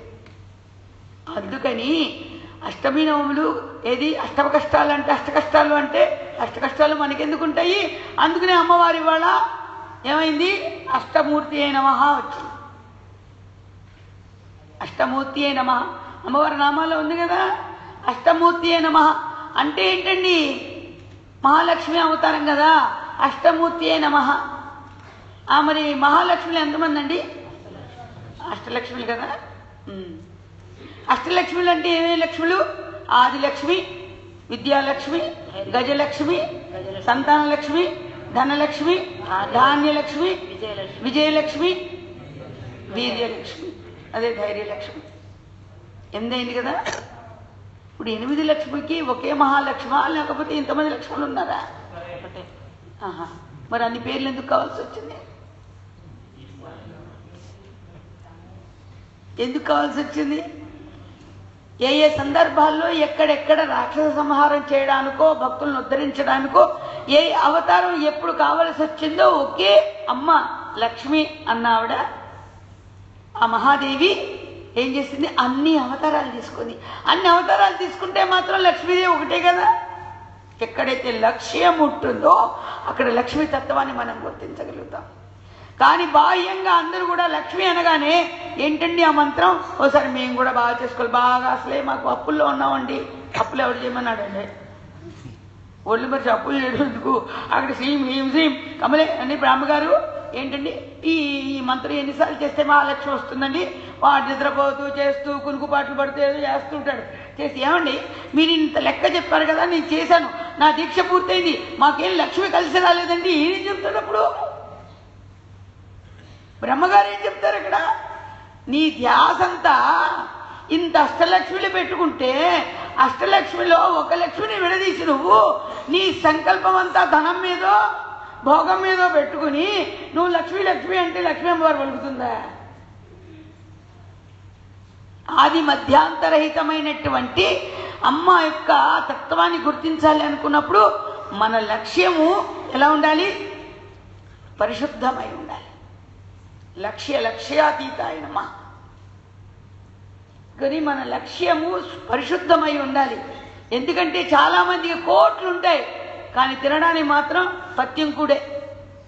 ఎందుకంటే షుగర్ ఉంటుంది, బీపీ ఉంటుంది, గ్యాస్ ఉంటుంది, కట్టులో నొప్పి ఉంటుంది, కాళ్ళకి చేతుల నొప్పులు ఉంటాయి, జాయింట్ పెయిన్స్ ఉంటాయి, ఒళ్ళంతా ఏంటంటే ఆయన అంత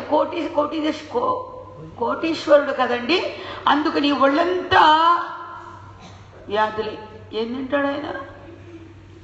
ఏం తింటాడు చెప్పండి? తినేటప్పుడు గట్టిగా తినలేడు, కోట్లు ఉంటాయి కానీ. ఎందుకంటే ఏ తింటే ఏమొస్తుందో భయం. అన్నిటికన్నా బ్రతకాలని ఉంది ముందర. వాటిని అన్నిటినీ పక్కన పెట్టి ఎలా బ్రతుకుతాను అనేది బ్రతుకు కావాల్సింది తీసుకుంటూ ఉంటాడు. మరి ఎందులో ఉంది ఇదంతా? నీ లక్ష్యం. మన లక్ష్యమే కనుక పరిశుద్ధమై ఉంటే మనకి అక్కడ మహాలక్ష్మి యొక్క అనుగ్రహాన్ని మనం పొందగలుగుతాం. కానీ అమ్మవారి వాళ్ళ అష్టమి తిథి అందున్నా కూడా మనకి నామాల్లో ఉంది అష్టమి చంద్ర విభ్రాజ దళిక స్థల శోభితాయ నమః. అష్టమి చంద్ర విభ్రాజ మనకి విద్య తదిలో ప్రకాశించేటువంటి ఏది ఉత్పన్నమైనటువంటి మొదలైనటువంటి ఏది నెల రేడు రాను రాను ముందుగా విజయ తదిలో ఉన్నటువంటి చంద్రరేఖ ఎంత సున్నితంగా ఉంటుందో ఆ రేఖ మెల్లమెల్లగా మెల్లమెల్లగా మెల్లమెల్లగా పూర్ణమై అష్టమి రోజు వచ్చేసరికి ఎలాగైతే ప్రకాశిస్తుందో అమ్మవారి యొక్క అష్టమి చంద్ర విభ్రాజ దళిక స్థల శోభితాయ నమః. ఆవిడ ముఖమునందు అక్కడ వర్చస్సు ప్రభావిస్తూ ఉంటుందంట, ప్రకాశిస్తూ ఉంటుంది. అమ్మవారి యొక్క ముఖమునందు ప్రకాశిస్తూ చంద్రుడు ప్రకాశిస్తుంటాడు అష్టమి తిథి అంటూ. ప్రపంచమంతా ఆమెదే, ఆమె తప్ప ఇంకోటి ఏముంటుంది ఇక్కడ?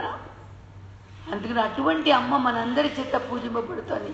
స్వామివారి యొక్క ఏది ఆ పెట్టుకున్న స్వరూపంలో కూడా స్వామి ఎలాగంటే దానికి అర్థం ఏమిటంటే నీ యొక్క సాధన ఇలా మొదలు పెడితే విద్య చంద్రుల్లో ఆవిర్భవించిన మొదలైన నీ సాధన ఉన్నతమైనటువంటి స్థితికి వెళుతూ భూమధ్య స్థానానికి వచ్చేసరికి అక్కడ నీ 6 గుణాలు కూడా షట్సంపత్తిగా మారిపోతే ఆ షట్సంపత్తిగా మారిన సాధకుని యొక్క దృష్టి ఊర్ధ్వముఖంగా వెళ్ళి సహస్రారంలో పూర్ణోదయ బింబంగా ప్రకాశించేటువంటి అటువంటి గురుదేవుని యొక్క అనుగ్రహాన్ని నువ్వు పొందగలుగుతావు అని స్వామి మనకి ఆదేశం ఇచ్చారు. అందుకని మనం ఎందులో ఉన్నాం? అటువంటి సంపూర్ణ కాంతితో ప్రకాశించేటువంటి సద్గురుదేవుల యొక్క అనుగ్రహం అనేటువంటి అమృతంలో ఓలలాడుతూ ఉన్నాం. ఎప్పటికప్పుడు మనం అర్థం చేసుకుంటూ ఉండాలి దాన్ని నువ్వు సమయం ఇచ్చి కాస్త నువ్వు దానికోసమే కూర్చోబెడితే ఏంటంటే ఏదో ఆలోచించమని కాదు, ఇలా సహాయిగా నీ భావన అలా తీసుకెళ్ళు. అన్నమాచార్య స్వామి కీర్తనలు ఏం చెప్పారు? భావనతోనే కదా నువ్వు నారాయణ పొందేది. భావములోన బాహ్యమునందున. వాస్తవానికి నీ సంకల్పంలో భావంలో ఏదుందో నీ బయట ప్రపంచం కూడా అలాగే కనిపిస్తుంది. చూడండి, కావాలంటే బంధన కూడా అలాగే వస్తుంది. అందుకని నీకు నారాయణుడే కావాలనుకున్నప్పుడు నీ భావనే నారాయణ స్వరూపం అయితే నువ్వు బాహ్యంగా కూడా నారాయణని దర్శించగలుగుతావు. మన జీవితాన్ని ప్రతి మహాత్ములు కూడా ఎంత ఉద్ధస్థితికి తీసుకువెళ్తున్నారో. అందుకని నీ ఆట చక్కగా ఏది ప్రకాశించాలి అంటే అందరూ ఆడుకోకుండా పెద్దవాళ్ళు అయ్యారా, కానీ ఎవరి గురించైనా మాట్లాడుకుంటున్నామా? లేదు. బాలరాముని అల్లరి అల్లరి, బాలకృష్ణుని అల్లరి మరింత అల్లరి కదా. బాలకృష్ణుని యొక్క అల్లరి మరింత అల్లరి. అలాగే ఒక ఆయన అడిగాడు నన్ను, ఏంటి మరి రాముడిలాగా చూసి మనం బ్రతకాలి అంటారు, రాముని ధర్మాన్ని నెరవేరుస్తూ కృష్ణుడిలాగా బతకూడదా మనం అని అడిగారు. అడిగితే అప్పుడు వచ్చిరాని మాటలే, కానీ అనుకోకుండా బాబుజీ అనిపించారు. అలాగే కృష్ణులాగానే బతుకుతాం. ముందర ఒక్కడి చూసుకుందాం. కృష్ణుడు ఒక ముసలాయన గడ్డానికిను ఆవు తోకకి ముడి వేశాడు కదా. ముడి వేస్తే కృష్ణుడు ముడి వేశాడు కాబట్టి ఆ తాతయ్య ఆనందించాడు, దూడ కూడా ఆనందించింది. నువ్వు వెళ్ళి కత్తి ఎవరికన్నా చూస్తాను అన్న.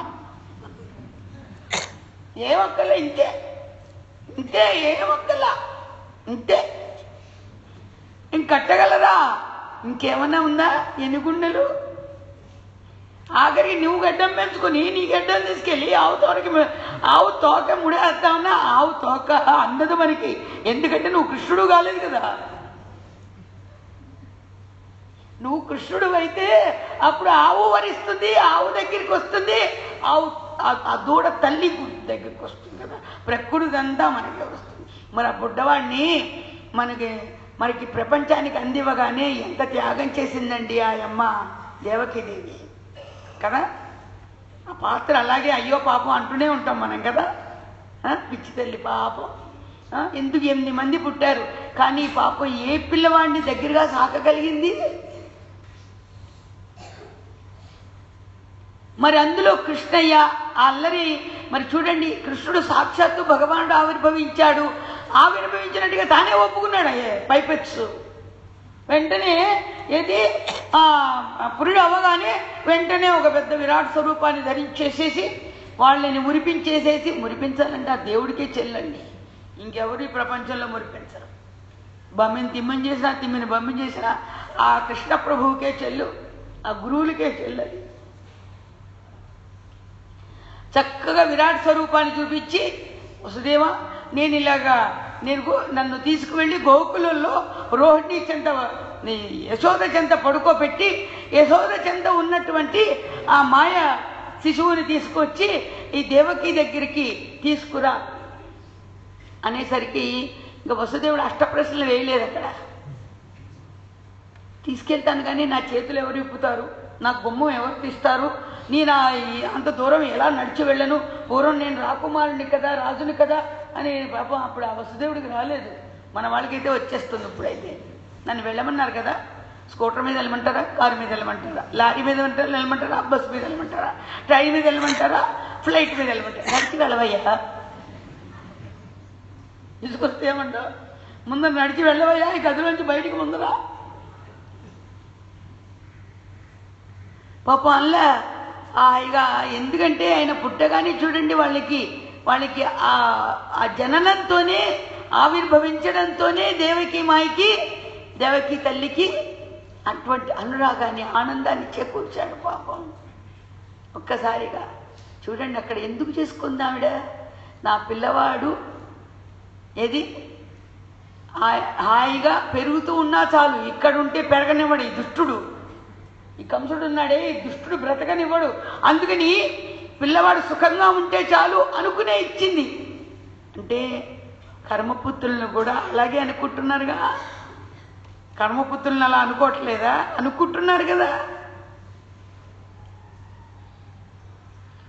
అలాగే ఇవ్వబట్టి వసుదేవుడు తీసుకువెళ్తుంటే బంధనలన్నీ విముక్తి అయిపోతే ఇదేమైనా కట్టు పురాణమా? ఆలోచించండి. జరిగింది కదా. మరి ఏ సమయానికి ఏది అందివ్వాలో మనకి తెలియదా? ఆయనకి తెలియదా? మనకి ఏ సమయానికి ఏది అందివ్వాలో ప్రభువుకి తెలియదా? ప్రభువుకు మనం చెప్పాలా, గుర్తింపించాలా, గుర్తు చెయ్యాలా? చూడండి ఆ సమయానికి చక్కగా అన్నీ విడిపడిపోయినాయి. నడిచి వెళ్ళిపోతున్నాడు హాయిగా. ఒళ్ళు పులకరిస్తోంది. ఎందుకని? సహస్రారానికి ముందర గుండెల దగ్గర పెట్టుకున్నాడు. నాకు అనిపిస్తూ ఉంటుంది. గుండెల దగ్గర ఎత్తుకు వెళ్ళాడు. యమున దాకా వెళ్ళాడు. యమున దాకా వెళ్ళిన తర్వాత యమున ఎవరి సేవలు వాళ్ళు చేసుకోవాలి కదా, ఎవరి సేవలు వాళ్ళు చేసుకోవాలి కదా. యమునమ్మ కృష్ణయ్య వస్తున్నాడు, నా నాథుడు వస్తున్నాడు, నా నాథుడు పాదాలకైనా నా ఒక్క కొంచెం బిందువులైనా తాకి నేను పునీతం అవుదాం అని యమున తల్లి అనుకుంటుందంట. వాయువు వరుడు అనుకుంటున్నట్ట. మరి ఇదేంటి వాయుదేవుడు అనుకుంటున్నట్ట నా గాలిని వీచాలని. వరుడు అనుకుంటున్నట్ట నేను కూడా కాస్త పునీతం అవ్వాలని. ప్రకృతిలో ఆ పువ్వులు అవన్నీ కూడా అనుకుంటున్నాయట. అన్ని ఒకదానికొకటి ఇప్పుడు కొత్తగా మనం చేసుకుంది కాదు సహాయం, అప్పటి నుంచే ఉన్నది. ఆ ప్రకృతిలో వాయువుని పువ్వులన్నీ వృక్షాలన్నీ అడిగినాయంట.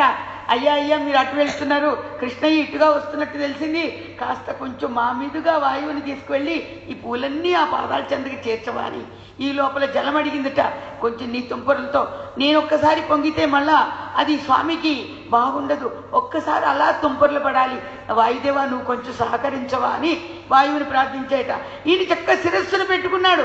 పెట్టుకునేసరికి ఆ లోపల ఉన్నటువంటి ఆదిశేషువు ఇప్పుడు నాకు సేవ దొరుకుతుంది కదా, వర్షపు నీరు స్వామి మీరా అలాగే పడకూడదు కదా అని ఆయన చక్కగా నీడనిచ్చి అలా తీసుకువెళ్తూ ఉంటే ఇవన్నీ ఎవరి దగ్గర ఉన్నాయి? ఇవన్నీ ఎక్కడ జరుగుతుంది? నీ మనసులో ఉన్న పరమాత్మను నువ్వు ఎప్పుడైతే గుర్తించావో, గుర్తించినప్పుడు నీకున్నటువంటి ఒంట్లో నీకు ఇప్పటిదాకా ప్రపంచోన్ముఖం చేసినటువంటి ఇవన్నీ కూడా నీకు అంతర్ముఖమయ్యి నీకు ఎలా సహకరిస్తున్నాయో ఒకసారి ఆలోచించండి. అప్పుడే ఒళ్ళు తిమ్మిరెక్కిపోతోంది, పైకి లేచిపోయినట్టుగా ఉంటుంది. ధ్యానం చేసుకునేటువంటి అప్పుడు ఇటువంటి మధురానుభూతిలో ఉన్నప్పుడు మానవుడు ఏమవుతాడు? ఇంక భూమి మీద ఉంటాడా? ఆకాశానికి ఎగరడండి. భావన ఎక్కడుంటాడు? ఆనందమే అక్కడ, తృప్తి. వెంటనే అక్కడికి వెళ్ళిన తర్వాత పని పూర్తి చేశాడు, చక్కగా మళ్ళీ తిరిగి తీసుకొచ్చాడు. ఇక్కడ మనకు అవసరం లేదు, మన బుడ్డాడుతూనే ఉన్నామని ఇంకా అక్కడ ఎదురు చూస్తుంది. స్వామి చెప్తుండేవారు ఏమని? రాధమ్మ తల్లి ఎన్నాళ్ళుగానే ఎదురు చూస్తోందట అక్కడ కృష్ణయ్య కోసం. చూసి రాగానే ఆ పాదాలను ఒక్కసారి ముద్దు పెట్టుకుందట. అంటే రాధమ్మ తల్లి పెద్దది, మొన్న మధ్య అలాగే ఉంది. రాధమ్మ తల్లి పెద్దది, కృష్ణయ్య చిన్నవాడు. కానీ జగన్నాథుడు ఒక్కడే ఆ నాథుణ్ణే వరించిందామె. తన హృదయాన్ని అలా అర్పించుకుంది జగన్మాత. అందరూ కూడా ఎక్కడ వాళ్ళు అక్కడ కృష్ణుని ఎత్తుకుని ఉందామనే, కృష్ణుని ఎత్తుకు వెళ్ళిపోదామని. ఈ లోపల సరే ఎంతమంది అసుర ప్రవృత్తులు వచ్చాయి, కంసుడు పంపుని వచ్చినటువంటివన్నీ వచ్చాయి. వస్తే మాత్రం అందరికీ భయమా? ఎంత ధైర్యం వచ్చిందండి చుట్టూ ఉన్న పిల్లలందరికీ. ఎంత పాము వచ్చినా భయం లేదు, గాడిద వచ్చినా భయం లేదు, దోడొచ్చినా భయం లేదు, గాలి వచ్చినా భయం లేదు. కానీ ఎందుకని ధైర్యం ఎక్కడొచ్చింది? నా ప్రభు నా కృష్ణబాబు ఉన్నాడు కదా అని. మరి మనమేమనుకుంటున్నాం? అనుకుంటున్నావా? చిన్న కష్టన్నాగానే అమ్మా ఏం చేయమంటారు, నా చెల్లిలాగా, పెద్ద చెల్లి అలాగా, నా చిన్న చెల్లిలాగా, నేను చూస్తే ఇలాగా, నేను అలే. మరి నేను చెప్పేది కూడా అదే కదా.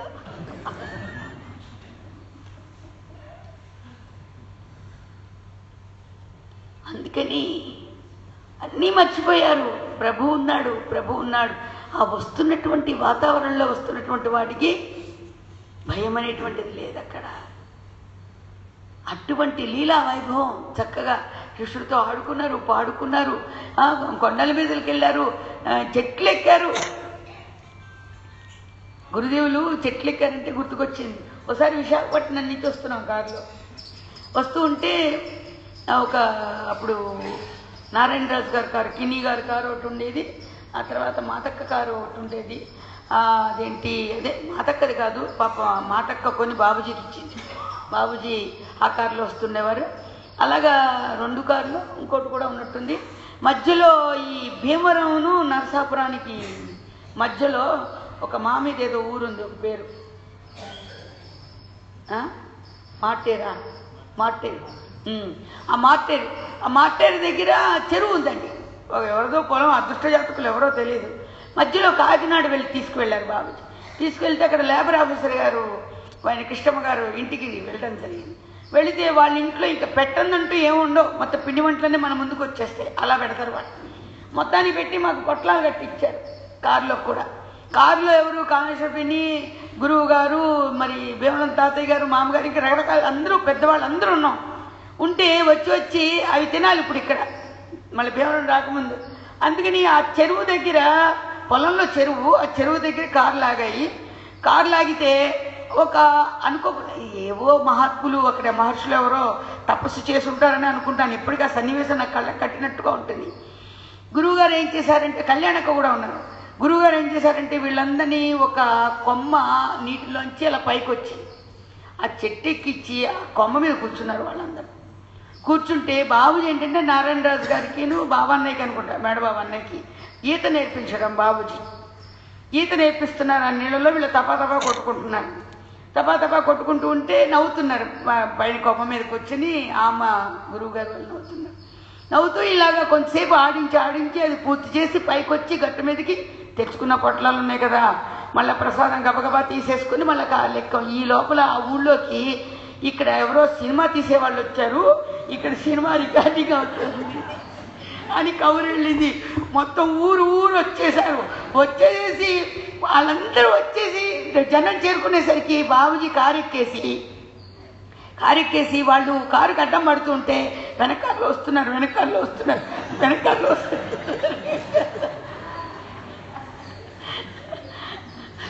అని అట్లా తీసుకొచ్చారు. ఈ నాటకరంగం సినిమా అనే ప్రపంచంలో మనం అందరం ఉండి మన ఇలా ఆడిస్తున్నటువంటి ఎవరు దర్శకుడు ఆయనే, యాక్టర్లు మనం. పాపం యాక్టర్ అంటారండి ఆయన్ని, ఆయన యాక్టర్ కాదు,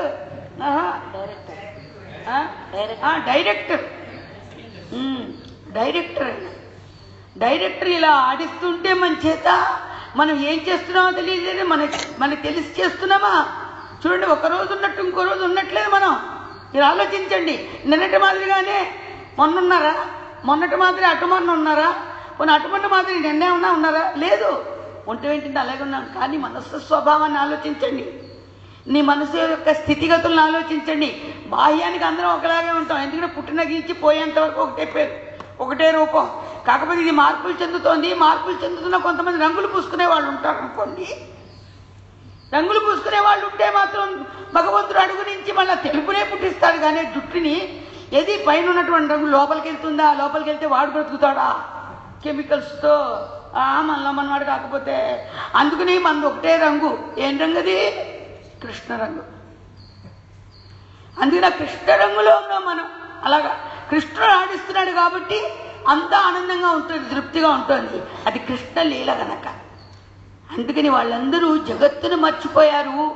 అసలు కృష్ణుడు అనేటువంటి వాడిని ఎలాగంటే వాళ్ళకి బాగా ఉపయోగించుకోవడం తెలిసింది కృష్ణుడిని.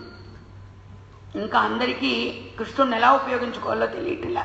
ఉన్నది ఉన్నాడు అనుకుంటున్నారే తప్ప ఆయన యొక్క వైభవాన్ని ఉపయోగించుకోవటం రావట్లా. నా దగ్గర ఉంది నిధి అనుకుంటున్నారు అంతే తప్ప. ఉంటే సరిపోతుందా? దాన్ని ఉపయోగించుకోవటం రావాలి. ఏ సమయానికి ఎక్కడ మనస్సు లేచినప్పుడు దానికి ఏ భావనతో దాన్ని సమాధానపరచాలి అనేటువంటిది బోధ ద్వారానే ఉంది.